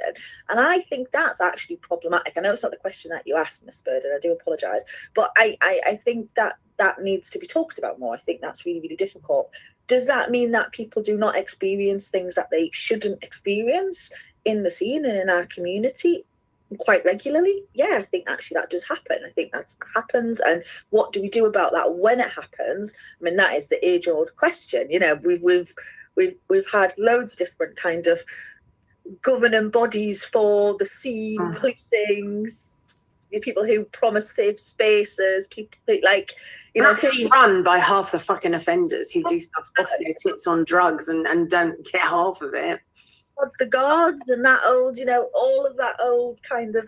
Who polices the police or guards the guard? Absolutely. Really, really complex, isn't it? Should we allow... Who decides that they've been ostracised? The questions about re-entering, who's casting them out? Who's sanctioning the banishment and how does that happen? It's really, really interesting, isn't it? And actually, you can't banish from a munch. A munch is a public place and there's nothing you can do. You can banish from a private party or a ticketed event, but I know hundreds of offenders, if you want to take those words, who regularly attend a shit ton of events. I also know people that are accused of things again and again. Actually, I've been involved and they're not guilty of anything. And I know many people who are guilty more that way than the other who still get to go to everything. This is an age-old question. My supervisor asked me the other day, he'd had an email and he sent it to me and he said, Deb, what would you do about this? Which is quite ironic because he's my supervisor. And I said, this sort of thing scares the fucking shit out of me, because basically this new group of people, this person, I don't know who's behind it, has said basically, if you have violated somebody's consent, that they're going to offer you, maybe through a charity, 6 sessions with a pink registered based therapist. Then what? Does that mean that they're cured or fixed or it's all changed? Or does it mean that they just ticked a few boxes, or did they say the right thing? I run clear on consent workshops all the time, and I can't tell you, one of the most idiotic things, I've just gone through consent violations, what consent means, and within 3 minutes of the club opening, somebody violated somebody's consent. We don't think straight when we're turned on. We don't work well. Look, I've been as wet as fuck before and someone's been fucking my cunt. Sorry to be graphic, but I am going to be. And they've rammed into my arse. Have they attacked me? I mean, Jesus Christ, they got a lot more damage than I did. Never seen that much blood, I tell you. The rip and the tear was horrific. Fucking hell, it hurt. I do not think they violated my consent. I think it was shitty and horrible. Not literally. I think it was horrific. But how, again, what do we do? A clear consent violation, if we're talking about a rape or sexual assault, tying someone up and then doing something to them where we didn't have consent, it's just so different, isn't it? Again, those definitions really matter. I do think some people can learn. I do think people learn well. And that, what parameters do you put in place? Again, I talk from my own experience, and I don't profess, certainly in this space, to be above it. I'm not trying to be, but I mean, I've been in a position before when I've tried to do something, put something in place where I've said, okay, we'll put on a workshop, we'll do something. You're damned if you do, you're damned if you don't. Will you let someone who might have done this thing into your, well, I'm trying to educate, isn't that what we're all asking, for them to be educated on consent? Well, that's not the right thing to do. They shouldn't have been in that space because they've recently just violated someone's consent. Well, you are literally damned if you do and damned if you don't, as an educator, as an event organizer, as somebody who facilitates spaces within the BDSM scene. There is not a clear set of guidelines in terms of what you do, and if you do not do exactly as someone else does, then that will cause, well, this is what they did, there is splitting, there'll be animosity. It's really, really difficult. I mean, this is the age-old question, isn't it? Ultimately, and it's not going to be a very popular answer, but I'm going to say it anyway, I think the reality is the best placed person to keep yourself safe is yourself. Does that mean that you will always be safe? know, I speak from my own personal experience. We all know that the rates of sexual assault in this country for people who were assigned female at birth are ridiculously sky high. And in any group of females, we will know more people who have been sexually assaulted than who have not. And I'm not exempt from that. I include myself in that statistic, and I know you're open and honest, and you do as well. But the reality is, a lot of it has to boil down to us, to keep ourselves safe. And have I in the past avoided events because there's somebody there that I don't want to bump into? Yeah, I have. Should I have to? That's a different question. And it's like, who decides the punishment and what happens? That you said I'm honest, and so are you. We talk about this quite a lot, but I was put in hospital for 3 days with one of my worst sexual assaults. I don't even really remember what happened. I was unconscious. My face was unrecognizable. I've been dragged down 3 fucking flights of stairs by my ankles, and my head and face took the impact. And thank fuck I was at uni, because I've never told my parents, but I wasn't at uni. I'd come home and it was my boyfriend's mate who was off his tits on drugs, who in theory couldn't do anything to me. Fuck me, he could. How wrong was I? What I learned are the assumptions that I make, the assumptions that I made, told everyone to go out. I was tired, not to worry about it. You can stay with me, or make sure he's gone, or I don't like being around really drunk or high people. And does that have something to do with it? Of course it does. But when I got out of hospital, well, still in hospital actually, but when my partner at that time, Jason, came to see me, what they shared is that they'd broken Steph's ankle. What they just done again, ironically, is taken away my capacity to decide and consent or do anything. Like I could have gone to the police. I could have done so much. And then I had to make such a different decision in that moment, because now the person I loved and their best friend had done something that I had not asked for, and had done something really extreme. And I mean, they really broke his ankle. That guy still walks with a limp today. Like, it was, but they still took away my consent in the part of that. So who decides for us? And we can get very moral. And again, it goes back to what I want to write, funny enough, and consent violations come into this, I think, because who decides and how do we define, and what does it mean? What is the truth? What are the facts? What is our perception? What is the law and what is justice are all completely different things. And who decides those things, and how and when and why? It's so complex. And there's always somebody, as you said, turning up who say, I've got the solution, let's sort this. And it has got to be about risk assessment, and that's got to be done. Your own personal risk appetite is your own personal risk appetite. And at the end of the day, I talk about this because I have a close enough relationship with Debs to be able to. But her offender emerges into the scene. Who gets to decide whether they come to events or not? Should there be an event where Debs is that? Absolutely not. If they come in and say, I did some heinous things 20 years ago in the context of drugs, but I never touched drugs now, and you know what, you can drug test me once a month if you're going to be in a relationship with me, am I going to say nobody should ever be in a relationship with them again? Am I? Probably not. Am I going to ever be in a relationship with them knowing that they did that to somebody I love and care about? Of course I'm not. I'd want to murder them for the last I read. But who decides that, and what does that look like? And the reality is, you cannot transcribe those decisions onto other people. You just can't. Yeah, because again, it's about values, morals, and ethics connected with truth, facts, perception, law, and justice. That is the fact. At the end of the day, everyone has a different perception of what's right and wrong. And when you offending, you look at the context of it. It's really interesting. So if you've got someone who's offended in the context of alcohol, you're looking at alcohol. If you look at drugs, you're looking at drugs. If you're looking at this incident that you talk about, it's about that misunderstanding between little space and what that looked like. For me, you'd be looking at, okay, what do our rules around little space look like in the context of this relationship? What does that look like? You've got to look at what are the risk factors to offending, and how do you address them? And whose responsibility is it today? When that woman sat on the toilet, is it hers to say, I'm not in an okay space, I can't do this? And if she can't do that, if she cannot do that because she goes non-verbal, should she be doing it at all?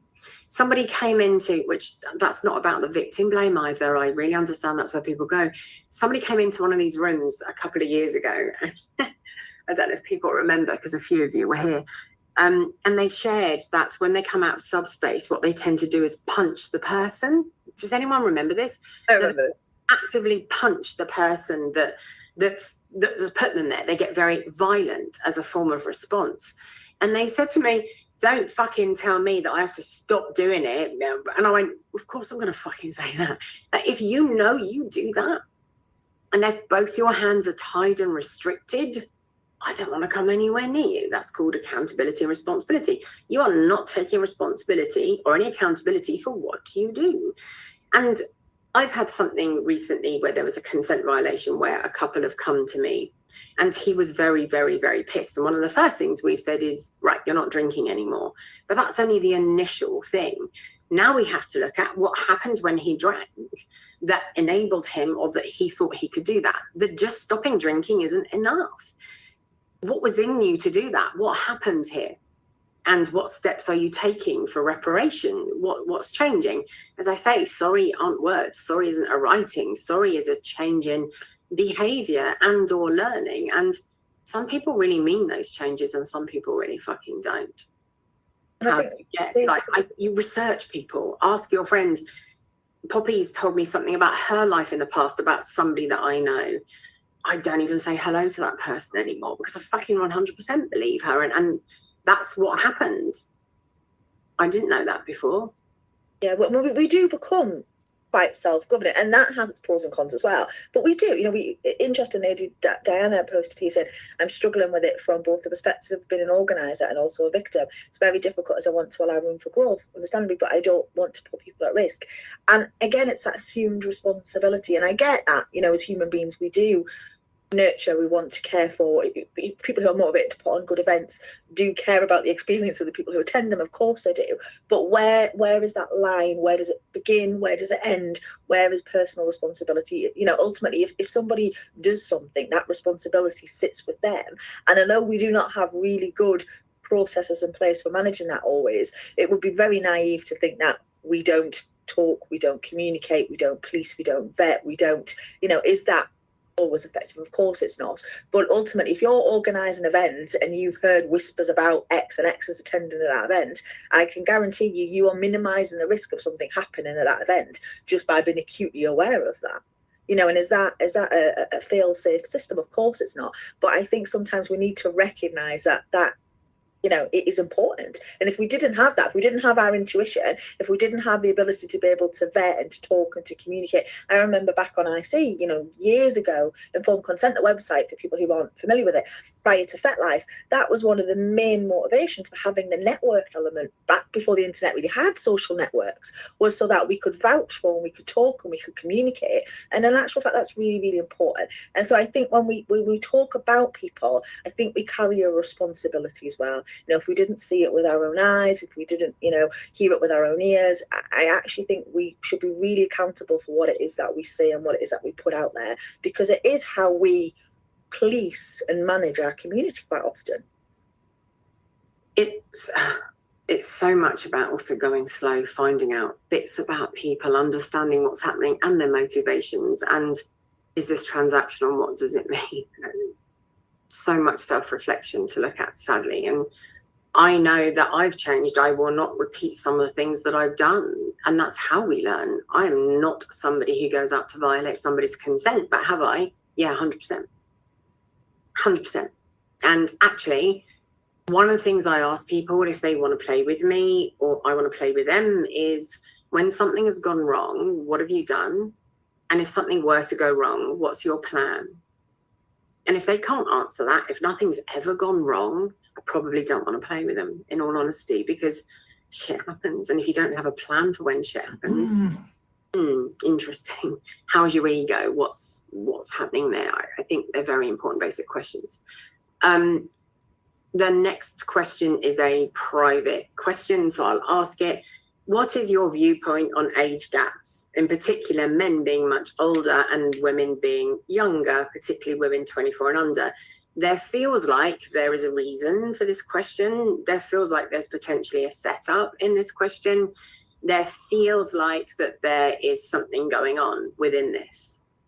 I want to know why the age that's been picked here is 24. That's interesting, because what we know about the brain is that it stops developing at an age that is not 24. So if we're going to say 21 or we're going to say 25, I could understand the neuroscience behind picking that age. I'm curious about 24. That's interesting. Why that age? Yeah, so there's I feel like there's an ulterior motive for the question. What do I think about age gaps? Look, the much more recent take on age gaps is that that there is coercion in play, that age and experience allows us to have that coercion. Look, do I think somebody really young always knows their mind? Patronizing fucking bollocks about to happen. No, I fucking certainly didn't. We grow and learn, don't we? A few years ago, there was a particularly nasty human being that I'd had personal dealings with. Very much an abuser, very much somebody who, and about 5 or 6 people have contacted me about him and just the things he wanted to do. When I say abuse, like his take on it was, if I were giving him a blowjob in my kitchen, that if one of my daughters walked in, that I should just carry on until he comes. So I'm not talking about abuse, I'm talking about just really not having the same moral compass as I had, for example. It went way further. There were shit tons. And I watched this very young woman on FetLife partner up with him. And I was like, fuck, this is interesting. Now I have a moral dilemma. What do I do? Do I share? Do I tell? Do I say? And at least 4 or 5 people, as I say, wrote to me and said, oh, for God's sake, you know this person, I know this person, we've all had really bad dealings. Do you think you could warn her? Like, why me? Actually, I did. I did write to her, and she ended up with hundreds of thousands of followers in their relationship for the year. But I did write to her at the beginning, and I said, you can take this how you will. It's not meant in any patronizing way, but I cannot govern how it will come across. This person is not a nice person. And some of the things they want are beyond acceptable, especially around children. So if you have children, please be careful. What I got back was, you fucking jealous, fat, ugly whore. And I said, okay, thank you for your time. I wish you well. And then a year later, when it all blew up, I got this message saying, I'm really sorry, I judged you. Yeah, I know. We're not willing to hear what's okay and what isn't when we're blinded. I have had a 20-year age gap relationship as an older woman, for sure. And I've had 20-year age gaps the other way. Does it depend on the youngest person's age? Well, it changes, doesn't it?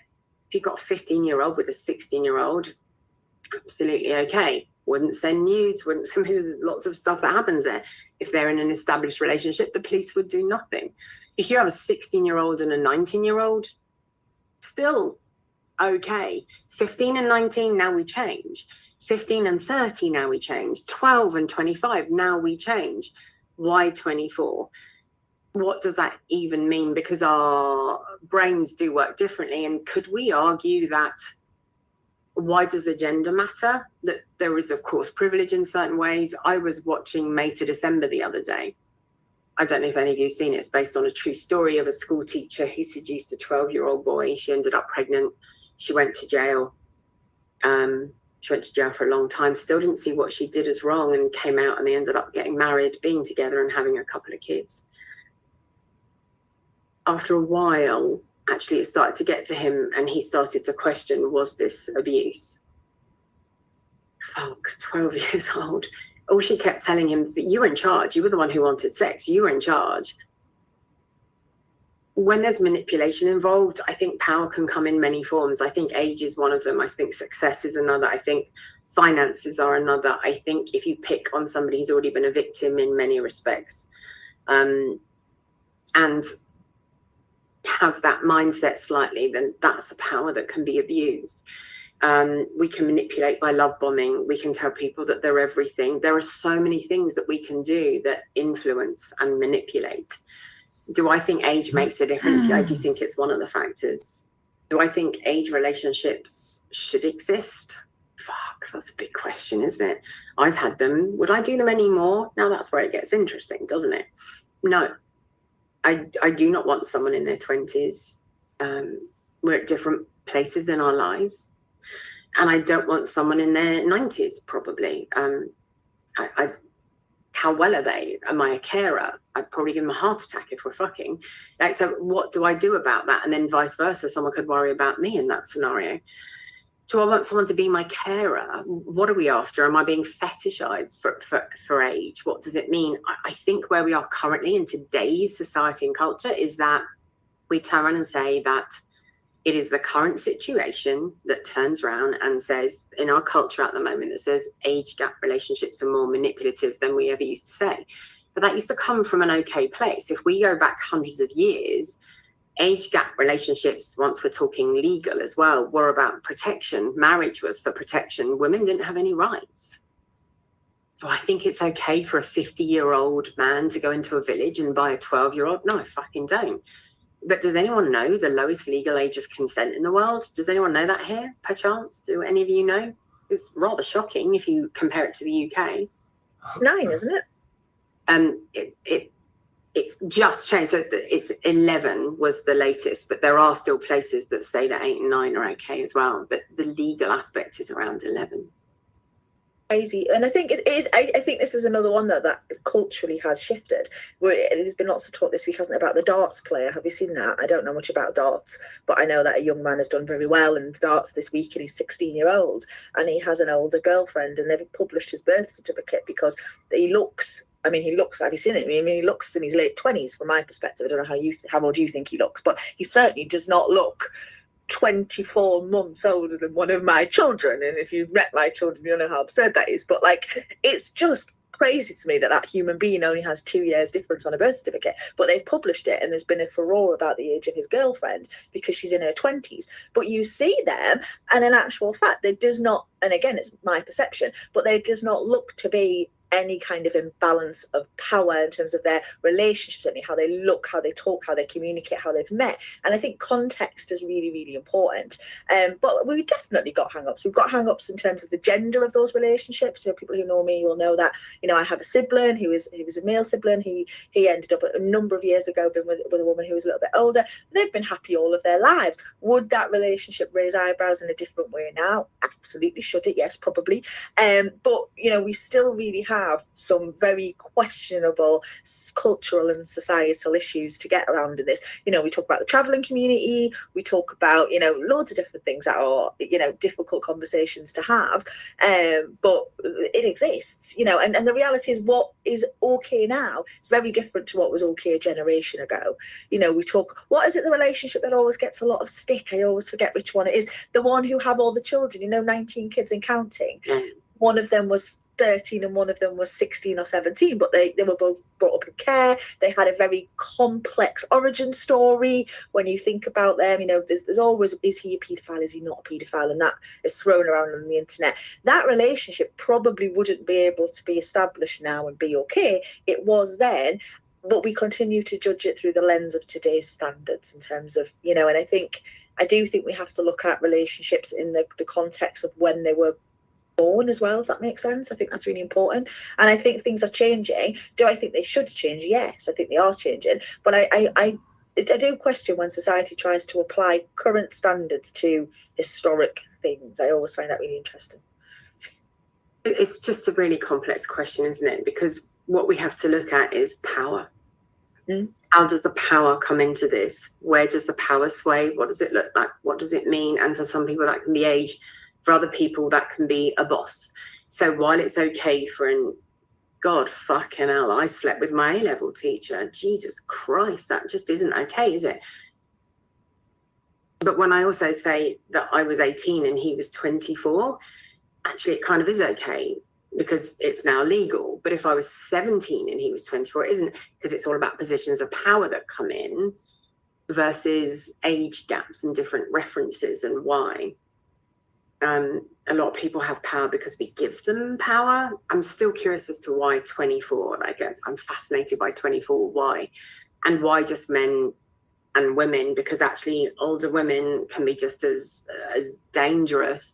Less so, because statistically, the statistics do show that less people are assaulted by women generally, although that is on the increase as well. That again, with the societal cultural changes that we're experiencing, there are changes that are happening. So even that was starting to frown upon Madonna now. That would never have happened a number of years ago, but even now questions have been raised. It's interesting, isn't it? I do think there's been a real shift in what we consider to be acceptable in terms of age gap relationships. And I don't give a fuck who she's fucking. I remember going to see her quite a few years ago, and there were lots of kids in her audience. what bothered me about what she did is she stuck her fingers in her own cunt, obviously, and then licked it afterwards. And maybe I have a different moral compass, but that's the fucking problem, isn't it? It's down to our own interpretation of what's just happened. I don't know if that's okay for your average 12-year-old to see, but in Uganda or somebody else, like that average 11-year-old is absolutely legal to have sex with. Who defines where we are? If you want to state an adult and you want to take an adult brain, anyone under the age of 26 to 28 should not be deemed an adult then. If you want to take it from a pure brain perspective, when our brains finish, when we're done, how are we competent to make decisions or not? That's a big deal. So actually, let's really change the law across the whole world and say you're an adult when you're 28, because we're cooked by then. But then what about people who actually have trauma and stuck as an 11-year-old? Or what about people who maybe, don't have the awareness to be able to know those things? Jesus. At what point do we say, I've tried interfering, if you like, in huge age gap relationships where I see the infrastructure of power as the problem. I get told to fuck off and I'm a fucking cunt. So, okay, where do we find that balance? 10 minutes at the end. How do we take care as a unicorn to not make a person in an open couple feel inferior? How do we take care of ourselves when we or our partner feels inferior to a new play partner? Possible jealousy, inferiority, betrayal, other unexpected feelings after the experience, even with open, honest, coordinated decision making. I've got a lot of opinions on that one. What are yours? Go for it. How do we tell ourselves when we are? So for me, my immediate response to that is, and it's quite dramatic again, is I'm responsible for how I feel. You are responsible for how you feel. I cannot make you feel a certain way. What makes us feel a certain way is our patterns, our predictors, but also our investment and expectations. If we have agreed that we are going to do this and all of a sudden our partner feels inferior, what we want to do is try and fix, which is what we were saying earlier, and make it okay for the other person. Actually, what if we can't? What if actually that person isn't ready for polyamory or isn't ready for comparisons in their heads about how that is? I think if we've made that honest, open decision and the person said they were ready for that, that's way more complex, because they said they were ready. Do I take you at your word, or do I say, yeah, but are you sure? Are you sure you're sure? Are you okay? Can you handle this? Are you okay? And actually, if then someone says, fuck, I feel like shit. You made me feel like shit. I feel bad because you're doing this. Yeah, and I think that's where I was stuck a little bit. Obviously, it's a nice segue into the question that we were at before, but I guess my initial reaction is we're talking about the infrastructure of power, and I don't think, how do we take care as a unicorn to not make the person in the couple feel inferior? I feel like that's on its head a little bit. I don't necessarily think, I think we all have responsibility in a relationship, but I don't think it's really the responsibility of the unicorn.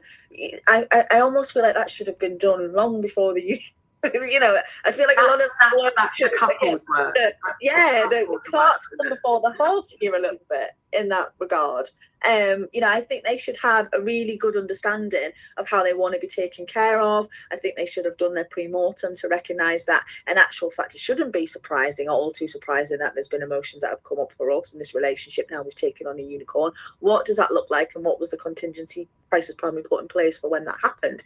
It feels like it shouldn't be coming as a great surprise, and I question why you as a unicorn, I'm not saying that this is you, Gino, but why the unicorn in this scenario feels the burden of that responsibility almost. I think, we all have responsibilities to be, good human beings in the context of the relationships that we're in, but I struggle with that question for that reason. And it goes back down to the classic, we always blame the woman often because, unicorns are women 9 times out of 10. We've got different names for different genders. Unicorns are actually women as it goes in this context. So we're often, did that person really want to come in or didn't they? Or are they letting their partner do this in order to try and keep this potential relationship alive? And then actually it all falls on this other person who's on the outside. I remember, I've mentioned it before, years ago, reading something on Facebook where somebody said, this fucking bitch, she's had an affair, she's ruined this family, what a cunt.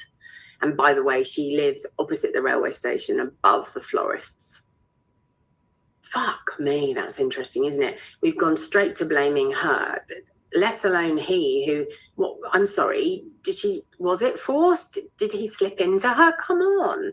Like, 2 parties, 3 parties, 4 parties. There's a joint accountability and responsibility in everybody when we make decisions. And what was so interesting about this thread is it escalated and blew up, and the threats of violence and torching her flat were fucking hell. I was reporting and even phoned the police at one stage because actually I felt she was really at risk.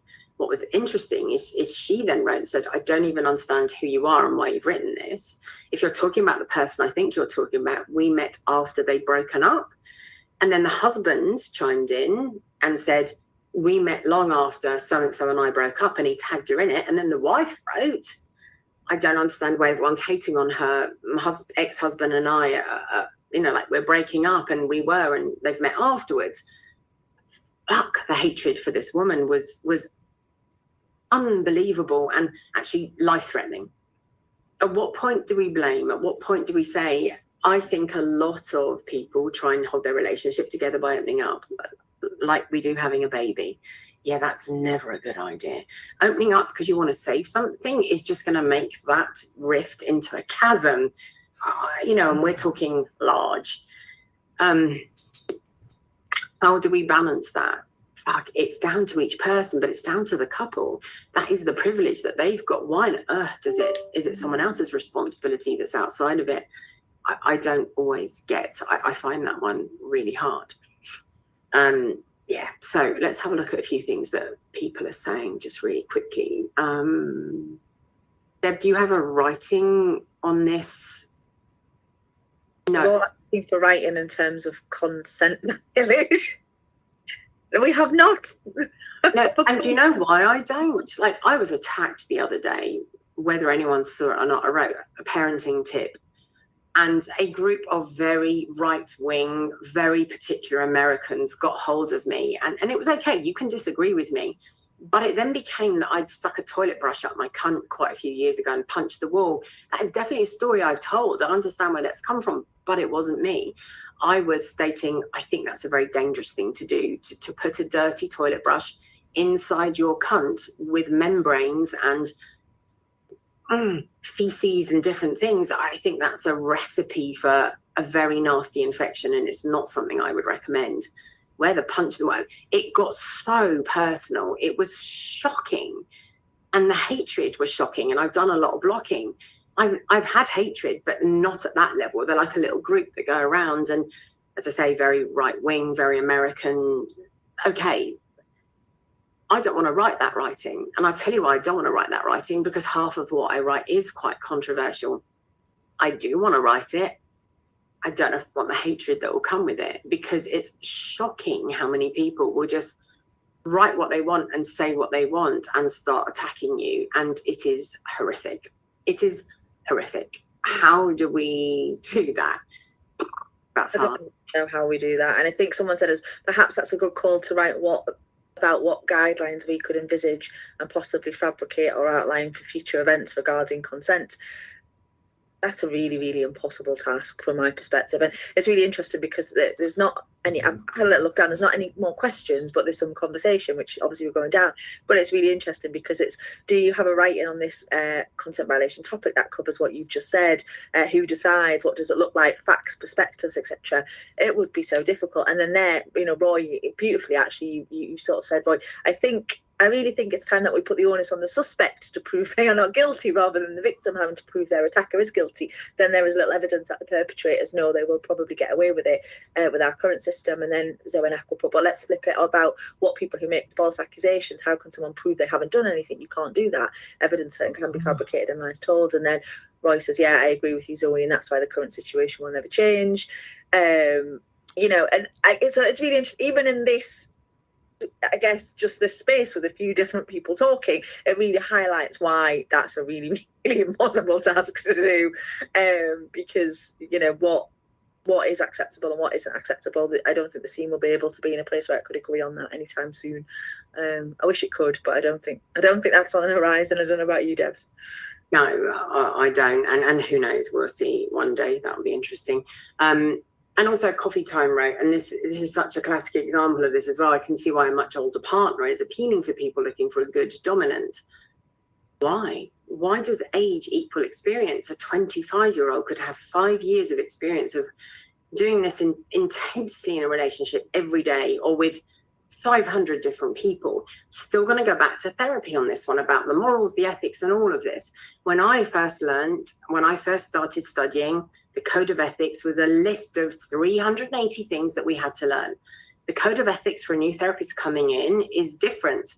What do you morally align with, and what does it look like? And mine becomes, how would I defend what I'm saying, what I'm doing, and the implication of what I'm doing in a coroner's court? That's my question that I ask myself. That's my personal one. We all have different ones. Why do we assume if we see an older therapist that they've got more experience? It's about hours. I don't ask anybody how long they've been doing it. I ask how many hours they've got.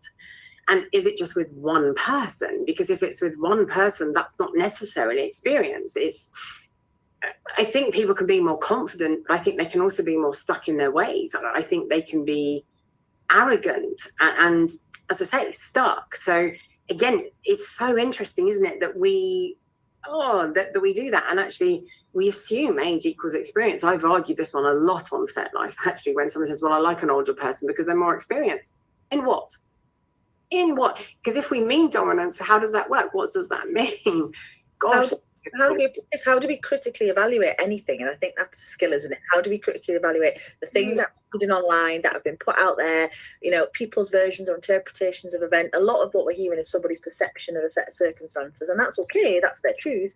But how do we appraise things? And I think that's really interesting. Why do we assume that older is better, or has, more time served in terms of certain activities? Even people who've been on the scene for a long time, you can have somebody who is, I don't know, been in one capacity for many, many years. You see it quite often with switchers. They're new to topping. Just because they've been around for 15, 16 years, they're still new to topping. So they're new, and that's okay. There's nothing wrong with that. But I do think we need to look at our biases and why we assume a certain thing equals a certain thing.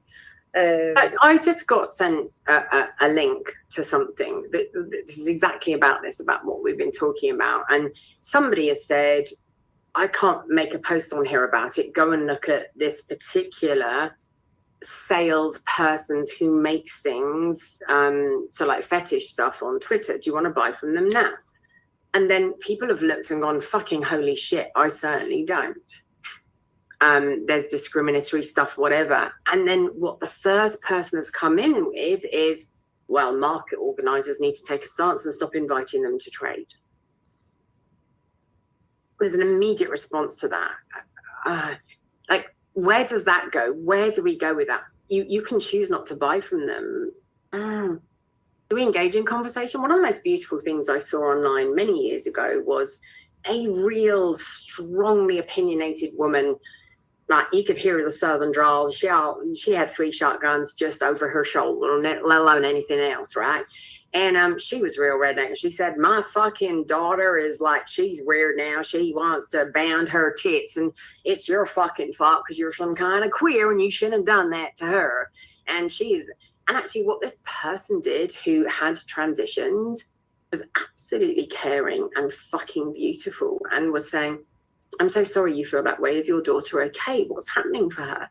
And then they engaged in conversation, and it took quite a few weeks. But then what happened at the end of this conversation is the person who had transitioned offered this really opinionated, homophobic, probably racist, probably many, many, many things, human being, to say, I really don't want them to bind with bandages. That can cause no end of trouble. Can I take their measurements? I can send them a proper binder. I can give you information about this. How can I support and help you? Fucking killed her with beauty. Like, it was so gorgeous, so beautiful what he did, because he transitioned already and just handled this in the most beautiful way. And I just think sometimes we think one way is the right way. What if it isn't? Where do we go with it? What do we do? Fuck, it's complex, isn't it? And then is it is it that trader that's responsible, or is it the market person when you hear something about someone, when someone puts something out? Could we have a discussion? Could we re-educate? Could we do something else? Gosh, don't know. older people have more experience, but in what? That's my point. Like breathing, maybe depends if they've got really bad lungs or whatever. Maybe not. What is experience and how do we define it? Like, it's again fucking complex. And Roy, I really believe it's all about respect. I'm really happy for people to disagree with me. Disagree all you like, but that's okay. And then one thing was, how do we handle when someone holds you responsible for their feelings or the feelings of someone else in the polycule? Tell them to go fuck themselves. No, don't do that, because that's never conducive to a good relationship. But do you know, the first thing I always ask is, I'm so sorry. Can you tell me how I'm responsible for their feelings? Because for me in therapy, what I talk about is you can't make me feel anything. It's the perception we have of it. I talk about life's coffee table. If I've lost 2 stone recently, and I want to lose quite a lot more. I don't want cancer again, really. And the more cells I have, the more fat cells I have, the more likely I am to get cancer. So, you know, I've got off my arse and I've started to do something about it. If I go out to the village that I live in and I go, oi, fatty, really loudly, a percentage of thin people and a percentage of fat people will feel offended by what I said. They'll go, oh, fuck, she means me, doesn't she? And then a percentage of thin and fat people will say, who the hell is she talking to? That's so rude. It isn't the word that matters. It's how we perceive the word by what's happened. So we pick up that magazine off the coffee table and we read it readily. If you have a go at me about my weight, I don't give a shit. If you have a go at me about how I look, I don't give a shit. If you come at me if I'm not clever enough, that's my bruise. That one hits me more. It doesn't anymore. I've done the work on myself not to do that. I'm responsible for the way I deal with somebody. I'm responsible for the things that I say, for sure. I'm not responsible for your feelings. And in the group that Poppy and I are running, or I'm running this group, but we have this event together, somebody kicked off the other day and said, they wrote to somebody and said, hey, can I DM you? And the person wrote back and said, sure, just be aware I don't always reply very quickly. It depends what's going on for me. So please give me the grace and time to reply. Within 4 hours, the original person who said, can I DM you, said, I can't believe you haven't even fucking replied to this. You know, it's not fair. You're so rude. How dare you do it? And I came straight in with a, whoa, fucking stop. They did reply to you, as did other people.